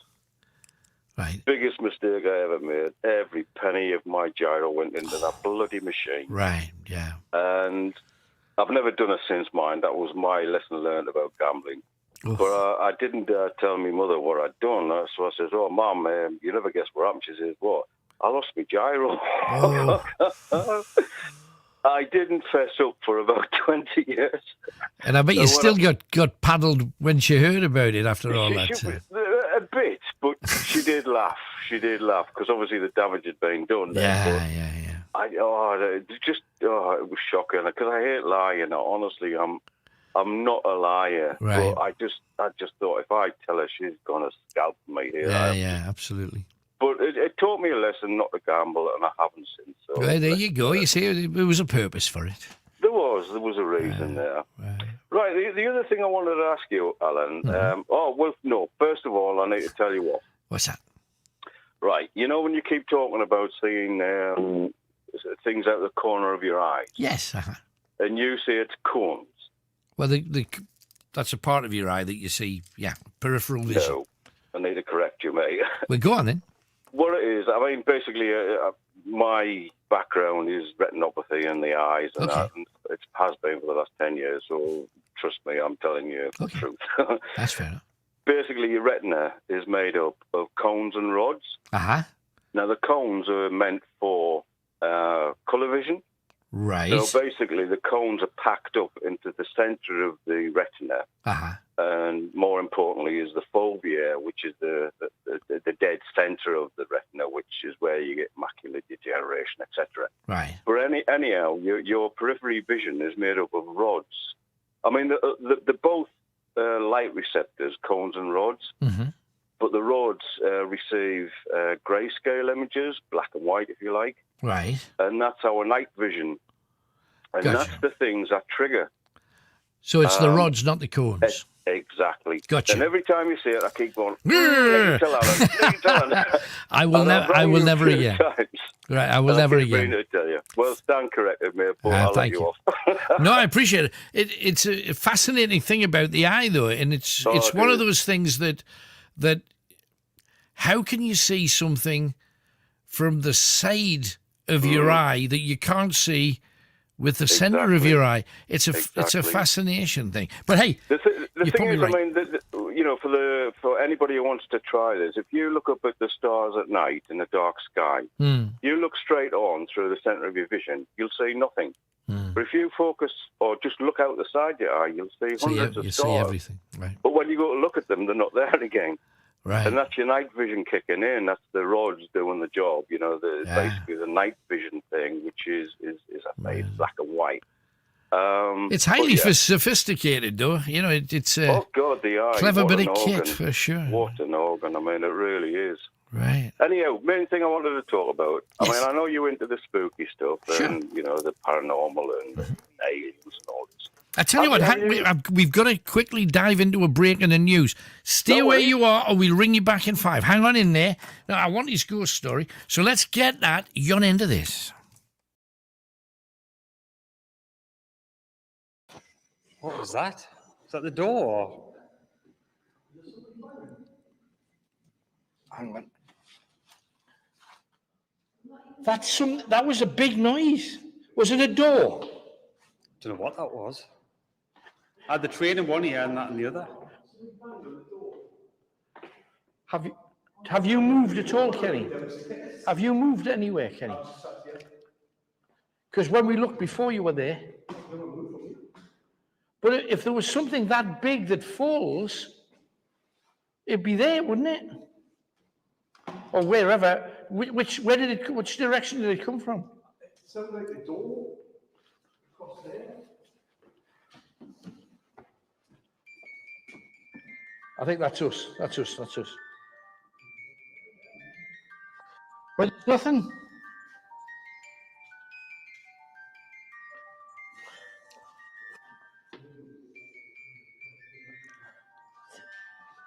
Tori, there's nothing on the floor. And you know yourself, nothing makes that. Could it have been like a... Well, you've got to get in to get There's nothing loose, really. No, they're big, heavy things. They're not going to move.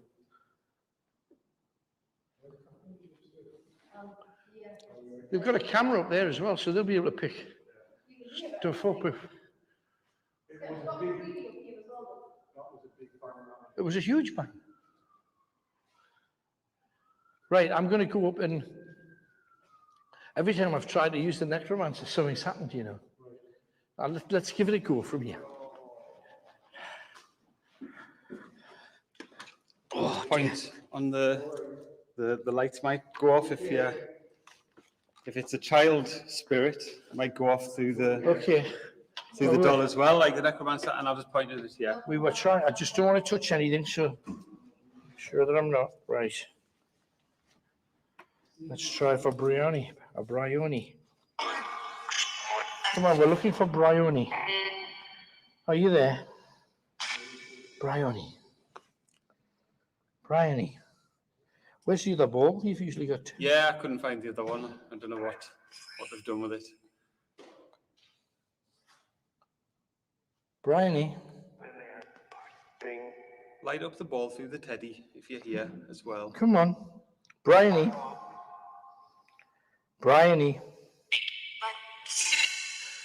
There's another little girl that was sentenced to 7 days hard labour, whose name was Ellen, and she was 8. Are you here, Ellen? Ellen.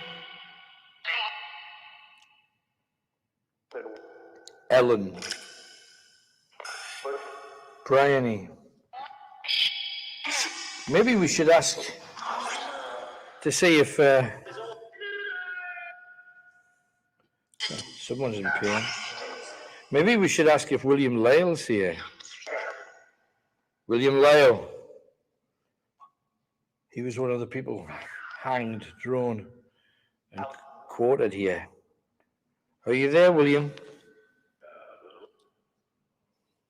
Are any of the Reavers here?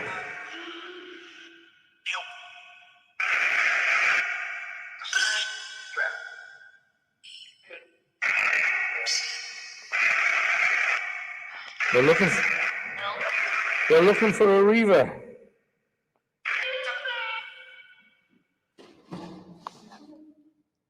You all right, Ken?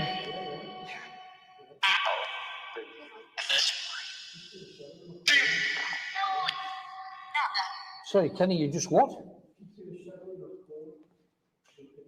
You seen a shadow in the corner. Let's go. Come on. Maybe we should have Kenny and because I've got the recorder for EVPs, they can ask it questions on their own in the dark. Okay. At some point. Yeah. Just because I've got the recorder, I need to do some EVPs tonight. No, absolutely, 100%. That's therefore 100%. What I'm going to do now is I'm going to go and get Catherine, and we're going to. I think I'm going to maybe place her down here because we've had a lot of stuff in here. In there. Right. We can record some EVPs with her and then leave her to it. Can you make your way down, Catherine? If you can't, I'll come and get you. There's no torch. You might need a torch. Oh, there's no torch. I'm on my way. Don't move until I get there.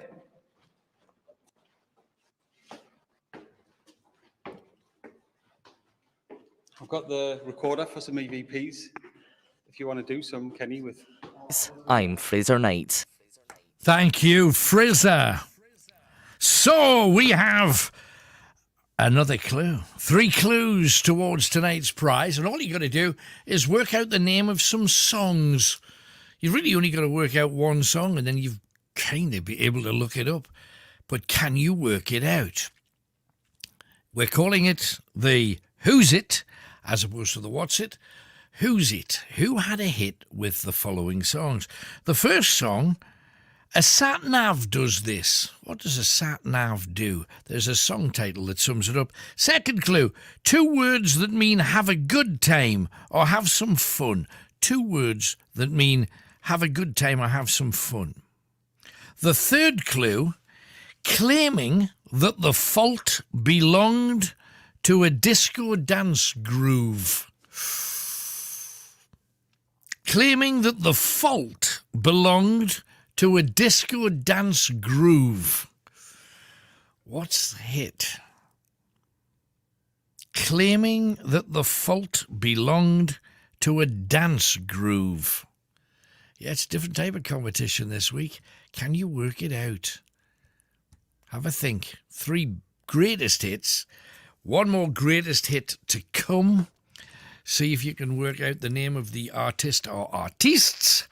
And then you can give Chris a ring on 01914 488 3188. Right, Father. Now we're going to have a little elocution lesson. Drink! Now, Father, you can't be saying that all the time when the bishops come here. No, you can't say that either. Girls! Look, Father, just let's go back to drink for the moment. Drink! Right. He said Father Ted was his thing. Mark from Hereford. Hello, Mark. You've got me laughing again listening to that, Alan.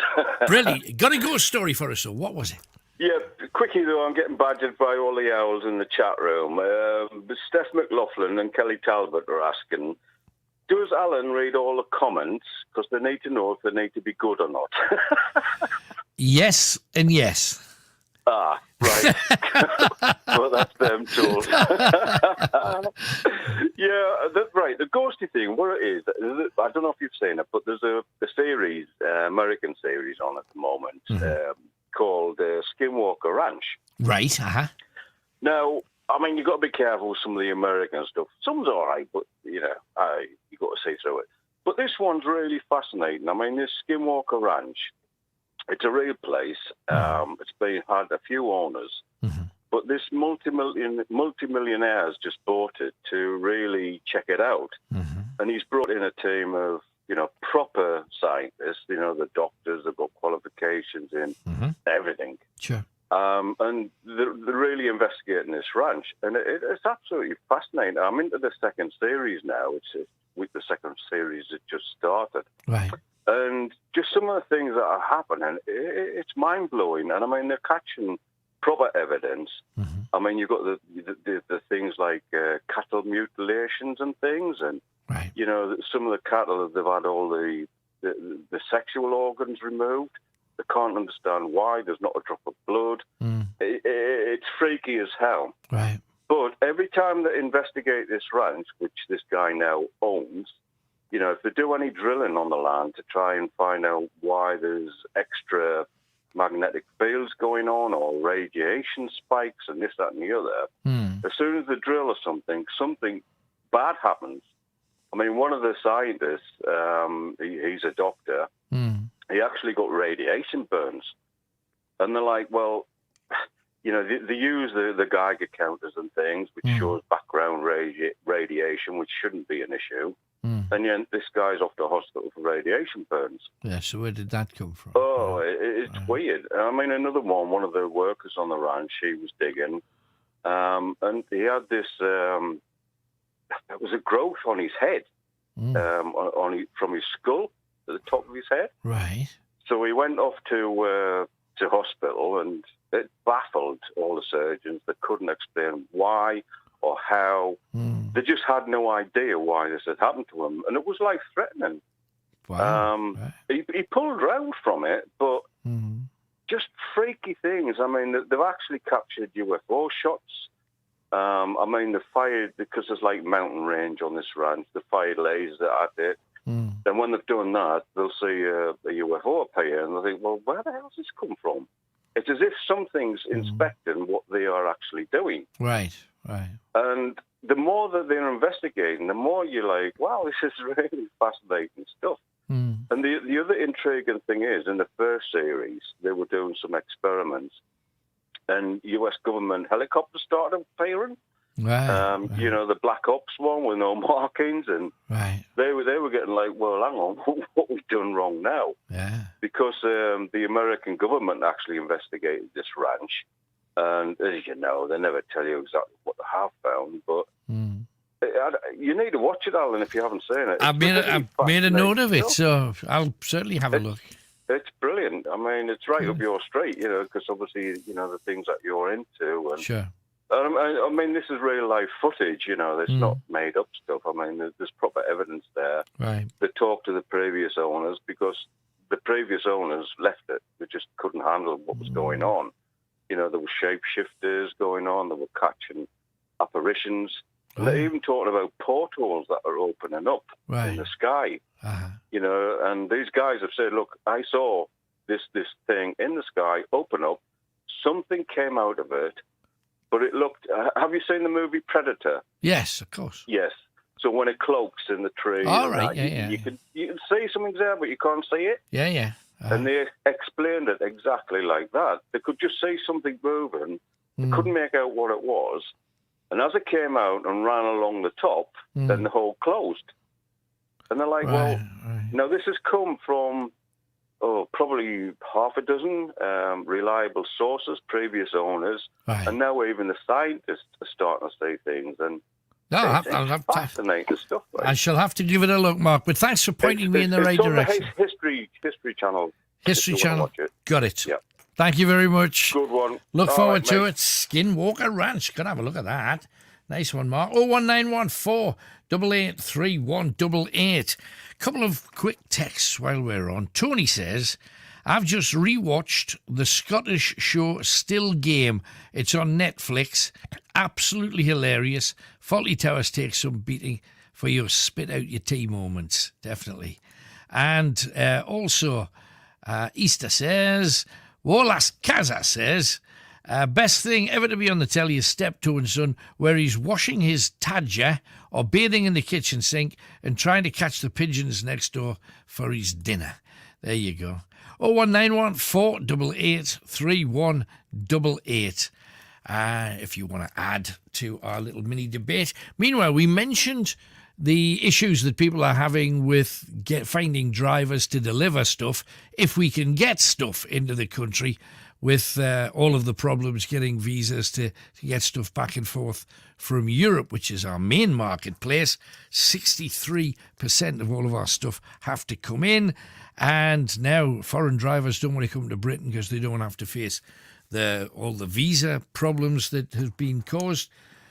So where does that leave us? Hopefully, Brian from Concert may just have an answer or two. Hello, Brian. Hi, Alan. Hello, I'm afraid I haven't got any answer. I can just see all of the problems that the truck drivers are facing. Nightmare, man. Yeah, and I mean, they've increased the wages massively, and I wouldn't do it for triple the money. I really wouldn't. Right.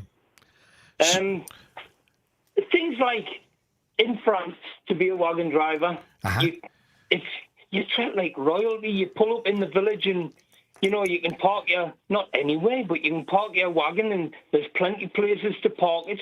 There's places for you to go and get a shower. There's places for you to get food. Right. In this country, the working conditions, the living conditions of a wagon driver are so poor, it's unreal. Yeah.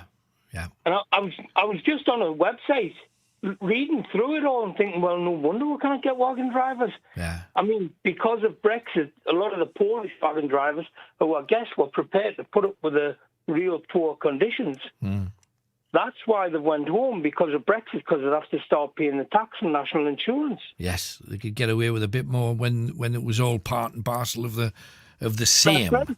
And they could live where they liked pretty much. They didn't have to... and now they can't.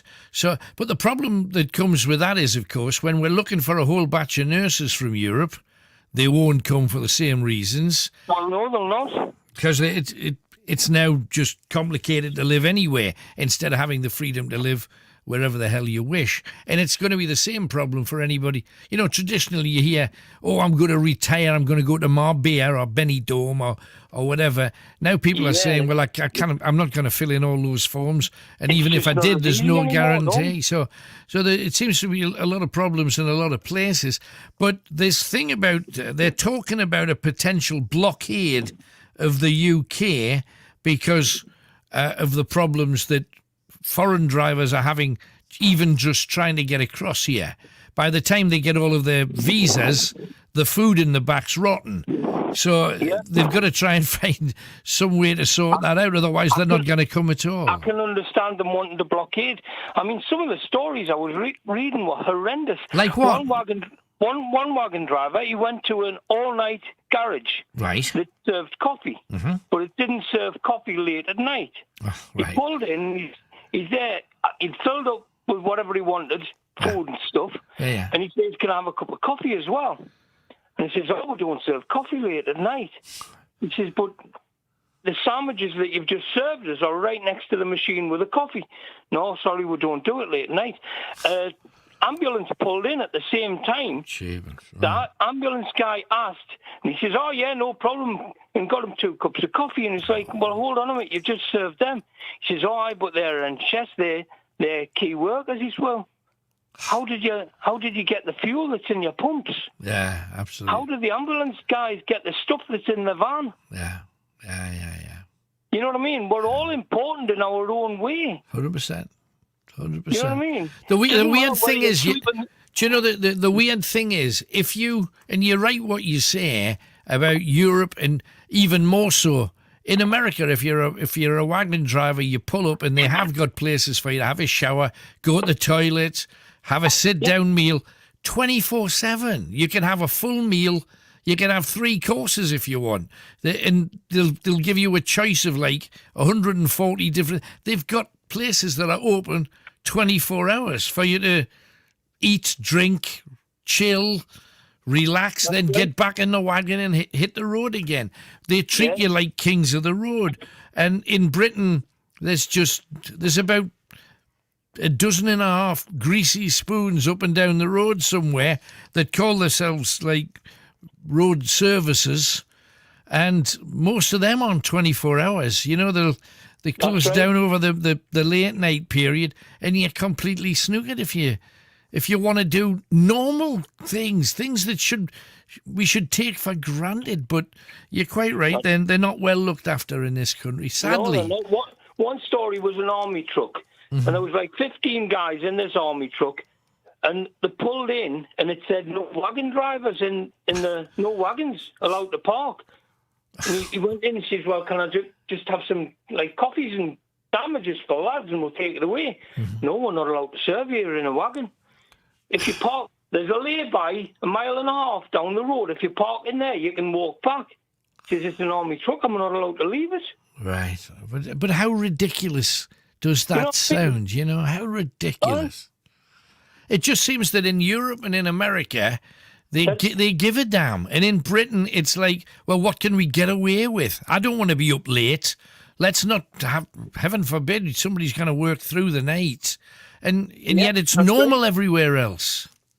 I was seeing pictures. I work as a builder, Alan. Right. And I mean, I've been in some horrible places where, like, a landlord's getting his house back, and I've had to clean the house out, and I've done some horrible, horrible places. And I've seen places like that and worse that it's a shower for the wagon driver to go and have. Do you know what I mean? And it's like, you have to pay like 20 quid to have a shower in that.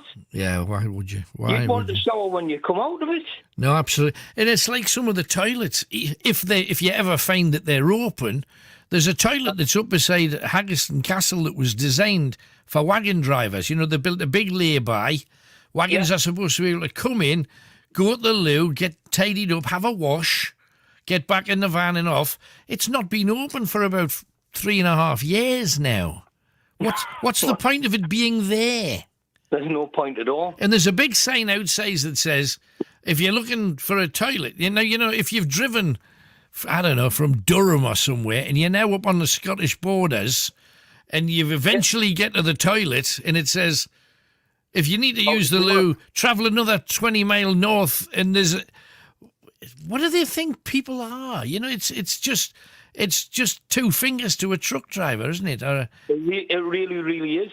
One wagon driver, he'd asked his boss, he says, look, there's not a heater in the back of my van. He says, so on a night time, when I'm like lying asleep, I'm freezing cold. Right. And the boss's answer was, well, if you don't like it, we'll get somebody else. Yeah. Really? Well, I let him try and get somebody else now that truckies aren't coming from abroad. That's the thing. That's exactly right. But, that's why they'll not get anybody. That's true.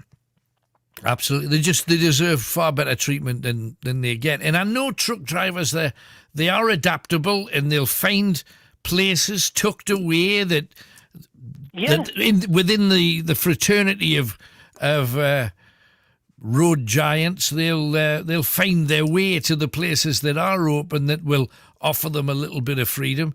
But it should be on every A road should have places for these guys, because they're flying left and right, night after night after night. That's right. Delivering stuff for us. They deserve to have the correct facilities. And the weird thing is, they spend a fair bit of money on their travels. Yeah. And yet they're not able to spend it because the facilities aren't available for them on the road. It's madness, and it works against the economy. We want to buy sandwiches, we want to buy this. There's several thousand of us, but we can't do it. Why? Well, when I'm not just going to open between this time and that time just for wagon drivers. But it isn't wagon drivers. It's people coming back from gigs. It's it's all the people that drivers as well, yeah. It's all the people that live at night, and there's a surprising number of them that actually do. But yeah, I'm a night owl. I really am. I always have been. That's where we live, Brian. So. Good man. Anything else then, Brian? Yeah, the last thing was it's £20 to £40 a night to park your wagon in some of these places. Jeepers. Really? Well, that's half his wage. That's half his day's wage gone. And this is probably the reason why you see so many in a parking bay halfway up the motorway. That's why they're saying, if you see a wagon and a lay-by, have a bit of sympathy, like. Yeah, absolutely. Absolutely. 100%. Horrendous. Hey, well, good to hear from you anyway, Brian. Thanks for caring. Appreciate it. You're very welcome. Take care. Thanks, man. Bye-bye. And if you're a truck driver, you have our sympathy. 100%. 0191 488 3188. And here's some jokes from Mark. I lost my job at the hospital when they accused me of stealing neck braces, but at least I can walk out with my head held high. I bought my blind friend a cheese grate. I saw him a week later. He said it was the most violent book he'd ever read. Oh, that's nasty. Most people are shocked when they find out how bad I am as an electrician. And also, unsolved mystery. The plaque outside the Colgate toothpaste factory keeps disappearing. Nice work. I think he deserves at least a take that. There you go. Let's talk to Stephen, and let's zip across to him in Durham. Hello, Stephen. Hello, Alan. Hello, mate. What are you talking about tonight, then? Well, first of all, why do you think we had the whole EU referendum in the first place? It was because the EU wouldn't give David Cameron the concessions he was asking for. Right. Right, well, that is true, but at least we didn't have food shortages and all the stuff that we hear's coming. At least we didn't have to put our gas and electric up £25 a month. Oh, that's right. That's because of privatisation, because of market factor, Well, you say that, but we're buying a lot of energy from abroad these days. Yes, but we still had the fuel blockade in the year 2000, didn't we? September. Yeah, but that was 20 years ago. Yes, we've always lived in rip-off Britain. Right, but okay, but we're still 20 years on from that. Anyway, what else do you want to talk about? The sitcoms. Yes, what about it? Outgone had also had a sickness and health as well as a Death Joe's part. That's right. But I think Frank Spencer. All right. I like that. I've got the DVDs of him. Right. Some mothers do have him, I think, was his thing. And wasn't that right? Yes. That's right. And you hear it through the roof. And I mean, Mrs. Brown's voice is funny, but they're all repeats. Right. And I've just come back from Blackpool. Oh, lovely. With, Monday to Friday, and I've been up the tower. Oh, excellent. Was it fun? Yes, it is, isn't it? They've got the glass panels on the floor, on the top of the... Yeah. How was that? Did you manage, or was it scary? I managed to. It was all right, yeah. Right. Other people... I bet there was a few of them hanging onto the sides, though. Yeah, there was 2 people sitting down, actually. There was a man and a woman taking a photograph of each other of right. Yeah, the lad and the lass.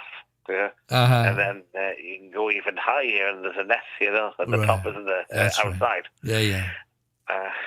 Did you go up there? Yes, I did. Good, brave man. You can see Bloomfield Road, Blackpool's football ground. You can see the sea out the other side and fields and houses. Excellent. That's it. It's a heck of a view. So what do they have in the tower these days? Because last time I went was donkeys years ago, and they had like a little zoo in the top of it and a little like performance area. Do they have anything in there now?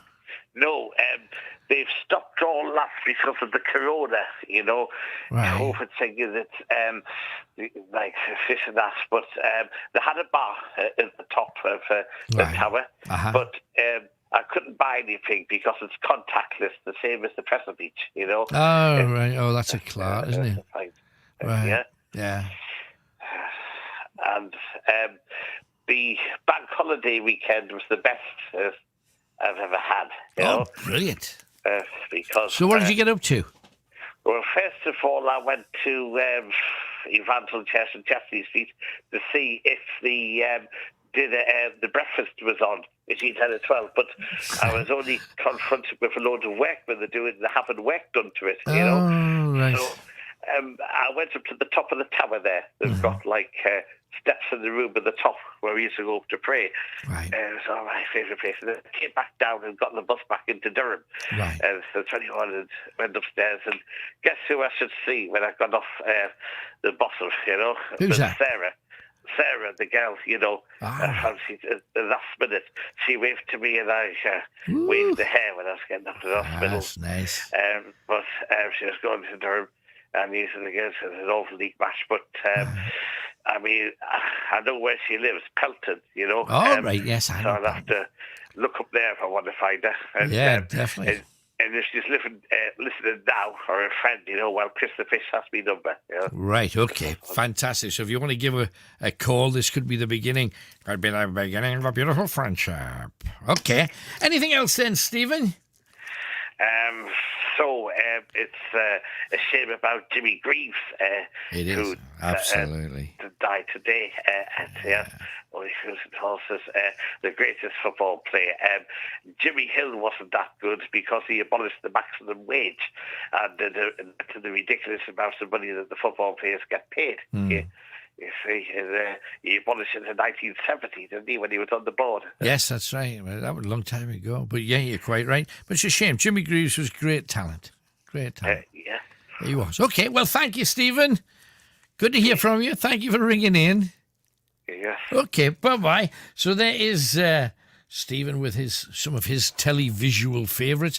Most of you seem to be going back to, well, there's a few contenders. What exactly did it go for?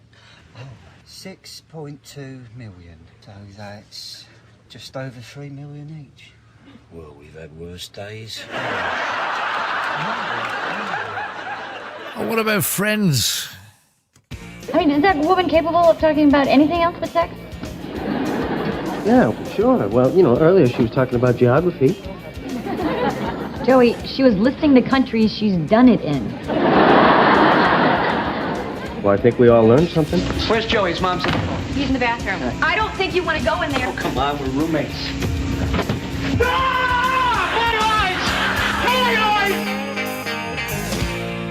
There you go. And we mentioned on the show a little bit earlier that the royal family was pretty special. Can I have the Simpsons on, Grandad?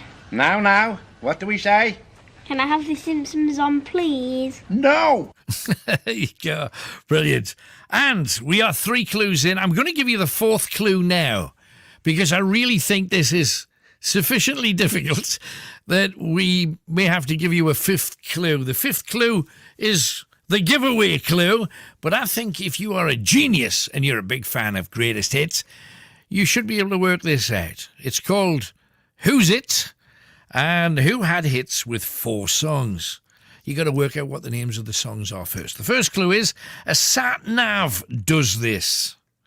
Okay, what does a sat nav do? Second clue, 2 words that mean have a good time or have some fun. 2 words that mean have a good time or have some fun. Third clue, claiming that the fault belonged to a disco dance groove. Claiming that the fault belonged to a disco dance groove. And the fourth clue, dentists ask you this after they've given you anaesthetic. Okay? Dentists ask you this after they've given you anaesthetic. Right. 4 clues. Any ideas next door? Oh, they're all shaking their heads to the negatory. Problem is, there may be people watching that can lip read. Okay, so I'm going to have to give the answer in a Popeye, with a Popeye mouth. So I'm going to close the fader, just for a brief, and then give it in a cocker. Okay, there you go. You got it. Did you hear that? You made it out. They've got it. You got it. Even Olive Oil got it, apparently, too. So there we have 4 clues. Can anybody work it out? Call us now, 0191 488 3188. Who was the hit band? Now, if you don't get it right, if no one gets it right between now and about 1:45, I'm going to give you an obvious 5th clue. Right? Obvious 5th clue that everybody will get, and then it's just a race to those telephones. So, see what you can do. Different type of quiz, the Who's It. Let's make best use of it. Right, let us crack on. We have... Oh, it's Linda from Buttersford. Hello, Linda. Oh, hello, Alan. Hello, where have you been? I've missed you, lass. Oh, what was it? I didn't get on the other week. Oh, shame. Well, good to talk to you. What you been up to, anyway? Well, what was it? Just getting over and coming back from Germany, I suppose. Yes, I know. What was it like over there? I mean, how are they treating the whole COVID shenanigans? Well, what was it? Getting there was no problem, but coming back, what was it with the paperwork and everything? Oh, so what did they do? I was on the airport, lying on the floor all night, waiting for the next plane. Oh, and they wouldn't put me on, and I was absolutely knacked, you know. And so what was the paperwork? How could you didn't have the right paperwork, or what was it? My phone was only. It didn't have a SIM card in it. Right, And what was it? I didn't know my email address. Right. I had it in my book and I didn't have it with me. Right. And anyway, there was only one little thing that they didn't get me through. So anyway, I went to the British Embassy and in Frankfurt, and I spent about 100 euros trying to get there and back and everything. And they got me. They could help me so far, and then they couldn't help me any further. And that's so just ridiculous. I mean, this is just the simple flight to go and see your family. This is not some kind of ambassadorial visit that needs a lot of. Daughter, she gave birth to a baby boy. Hey, yeah. Alexander Ian. That's lovely. And what was it? But so I went back to my kids' house, and they got a flight for me from Luxembourg. Yeah, but you have to go to another country. That's and ridiculous. What was it? That was no problem whatsoever. Well, it's no problem, but it no problem. But I just thought it shouldn't have been any problem from Germany either. That's but you know what I think is stupid? What I think is really stupid. They ask you. For this piece, what was the PCR or whatever, when you get back home, right? Yeah. So say if you were on the plane and you had COVID, right? You would be infecting everybody from the time you got on the plane all the way home. Yes. So what's the point in that then? It seems because, and I'm not going to point everything back to the whole Brexit business. Mm-hmm. Back in the day, before we left, we had an agreement with every country's airlines and all the different airlines that they had in that country. Because in Britain, we've got half a dozen. In Germany, they've got even more. So there's a number of different airlines, and they all sang from the same song sheet. Yeah. Soon as the Brexit thing happens, they all went their separate ways. So when COVID came in, every country did their own thing.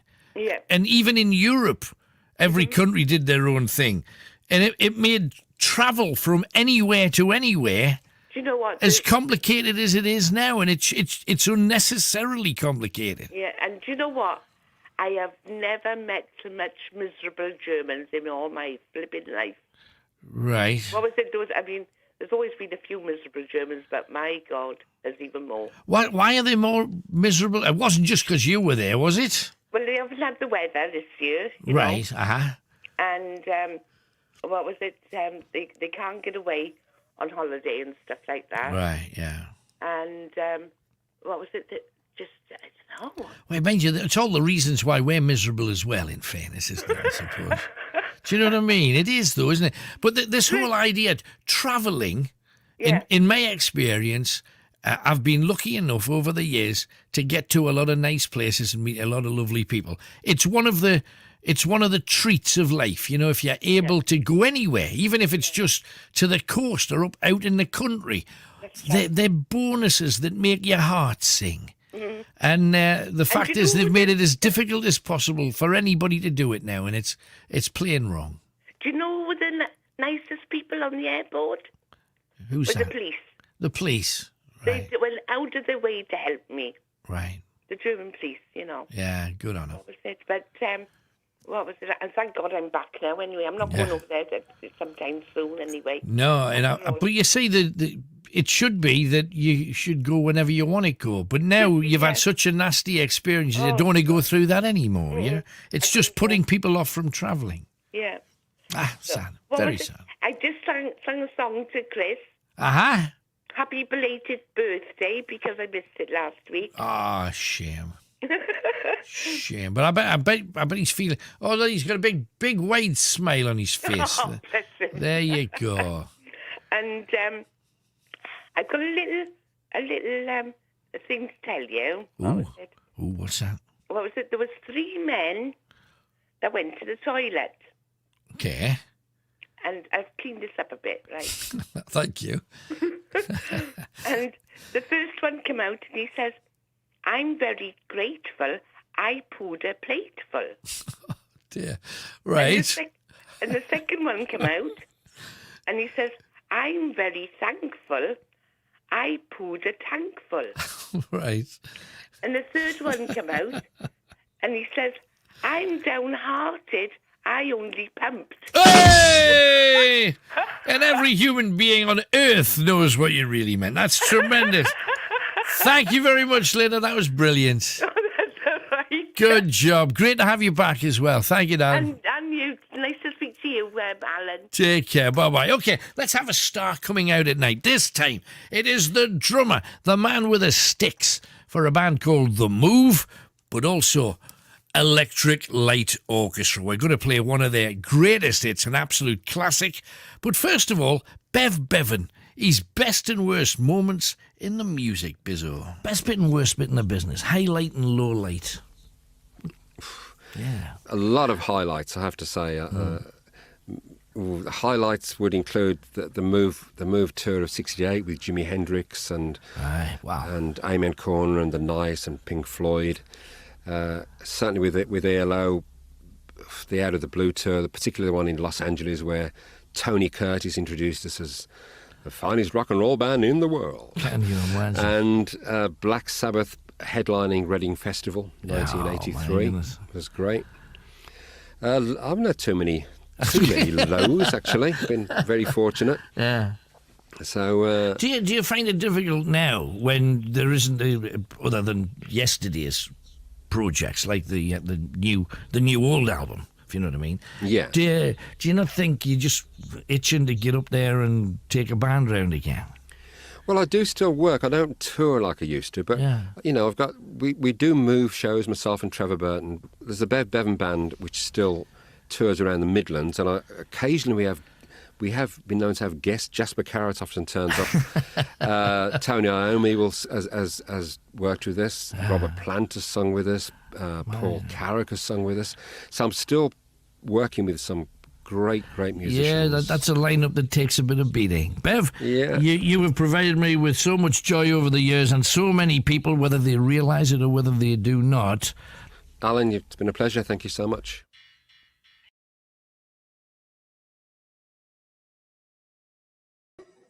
There's shadows coming from that corner as well.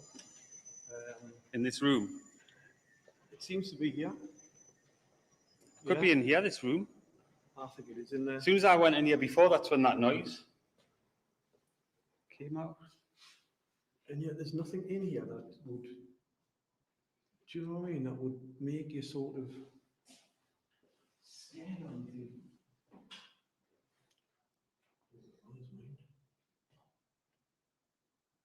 Not sure what that is. Well, that chest there. Is that chest open or not? Padlocked. No, it's padlocked. Maybe a body in there. Don't. There's, honestly, it's this room. I've seen it. Oh, there's another door. In here. Oh, this is the jail. I know the jail's here. There's jail the other side as well. Have you been here? No, we've been the other side. Oh my word. Look at this. Oh my, that's a toilet. That was a toilet, look. Oh yeah, it's the same on the other side. It must be the jail again. God. This is where the shadows seem to come from. It's really creepy.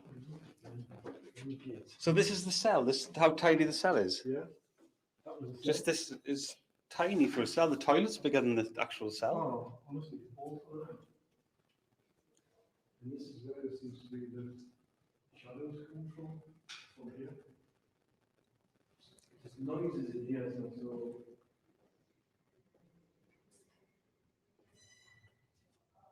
an uneasy feeling now, and it wasn't before, and now I'm cold.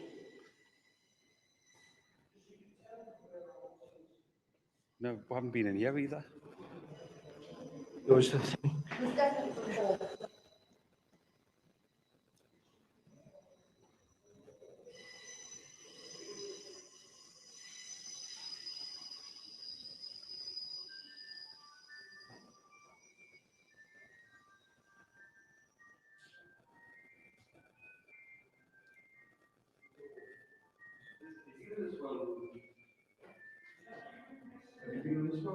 First time we've been in. Oh, look, just having a look.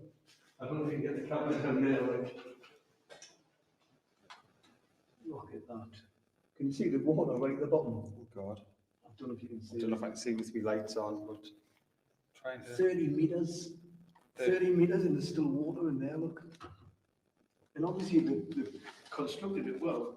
There you go. Because the water came in here. And you could drink the water from inside. Yeah. This from there. Oh, wow. Sometimes it just doesn't hurt it. Let me have a go. You've been holding it for a little while. So obviously there's something where the water comes up at a certain level, and then it will squeeze it through here, so you can drink water from here, because that's still wet. Which is a bit strange. Not wet, is that wet, or is that just... It looks wet. Maybe it looks wet, but to touch it, it's not. Right. That's weird, isn't it? That looks like it's got water. That looks, there's water on there. In the chair. But it's not. It's not. When we look down here, but it's not wet. That's it, see. That looks. How strange is that? That looks. Yeah, that's weird. Yeah. Don't know if you can see that on the camera. It's so down the side box, and there was nobody here. And we Kelly. Still full of water. Yeah, water poured these basins through lead pipes to different parts of the keep. Amazing. No. Just show me the colour. Yeah, the guys are coming. It's a great classicism. It really is. I could live in it. Do you know that while you were in there, Catherine and I came down when we were on the balcony, we looked over and the box was firing. Oh, we heard it in there. I just thought it was used. No, we hadn't come in. I thought it was used. There's definitely this hall that's got something in it. No, for sure. Low battery, it says. So. Yeah, I've only got one left. Okay, so keep hold of that for the second. Yeah, That's that was us. me. That was me. That's us. Right, Catherine, you're next. Because we've had so much here, and you said you got a shadow in here. So. In the cell. Yeah, I think you're going to have to be closed in the cell. There's another cell this side. Yeah, like another one in here. Oh, there's a cell. Well, I don't know if it's a cell. It's got a different door. But It's a strange feeling in that cell. Right, Catherine. Oh yeah. It's awful. What do you mean? Oh yeah. There's a nice little toilet to sit on. Don't forget to take some still pictures. There's a toilet. There is a toilet to sit on. If you do leave it, I think you'll be sitting in a puddle because there's glass on the top of it. But I think that's your seat. Oh my God. You've got to shut the door, haven't you? And I shall. You've got to shut the door. You're on camera as well, I think. Right. Not by us, obviously, but they're probably not even using it tonight. It's not open to the public. Yeah. But I think down there, take a seat. We're going to shut the doors. Mm-hmm. Give you 5 or 10 minutes. Shall we give Catherine the mic? I think you should. And then we could go, if you change the battery, we could go down to the night vision, you mean? Yeah, put the night vision on, then we could go, and can we take the high definition down and leave Catherine in here? So Catherine, you can use this area here up to the gate, up to gate number 1. Right. Okay? It's going to be pitch black in here. I don't know what you mean with the camera. No, it won't, because we're going to leave the camera Right. here. Okay. Well, no, I mean the cameras are both together at the minute, so we'll have to wait until we're split. Oh, I see. Right, okay. Well, shall we put the mic on Catherine now? No, the mic stays with the HD camera. Right. Well, that makes it even worse, Catherine, because... Oh. We're going to leave you there. Are you all right with this? 5 minutes. 5 minutes.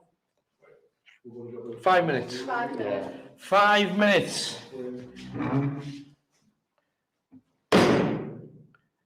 And you see all the things that's been carved on the door over the years. For people like Catherine, who we're told will be back in 5 minutes. I can hear that. Right, let's go and have a meet on there. Hang on. No, come out.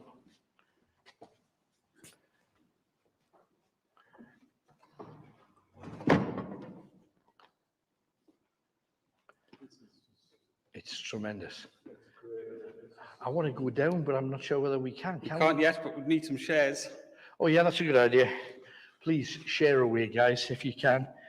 As I say, you're the only thing that allows us to do what we do, and we'd love to do more and go to incredibly exciting places all over the place. This is Real Life Conversation with the voice of the North. This is Night Owls with Alan Robson. Call 0191 488 3188. Greatest Hits Radio. Now, just before we dive into the calls, we've had a very, very large number of people trying out this competition, so it seems you like it, but can you work out what's the name of the artist or artistes? First clue, a sat-nav does this.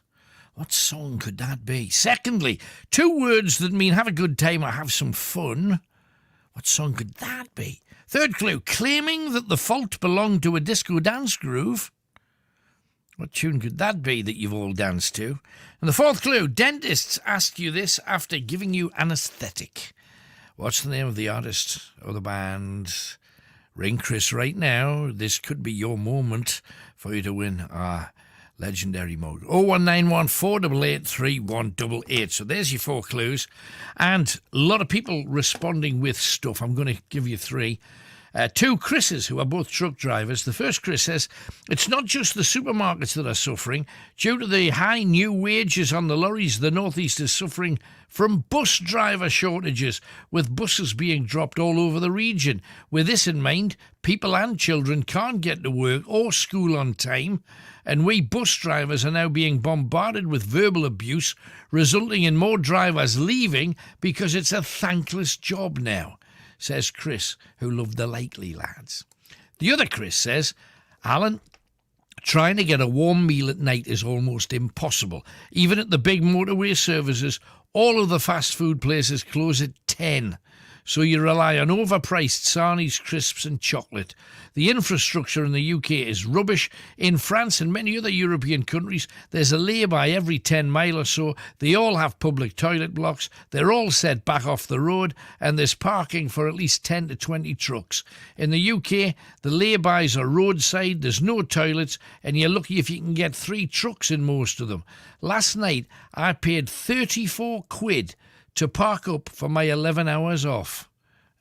Just ridiculous. In comparison with Europe and America, pathetic. And this one's just come in. It was the best TV quote. Forgive my language on this. It's from Jim Royal in the Royal family, who said, I paid £1 for these pants and I've got 50 pence worth stuck up my arse.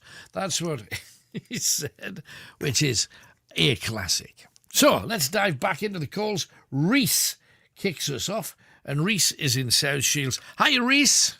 Hi, Alan. Hello, mate. What are you talking about tonight?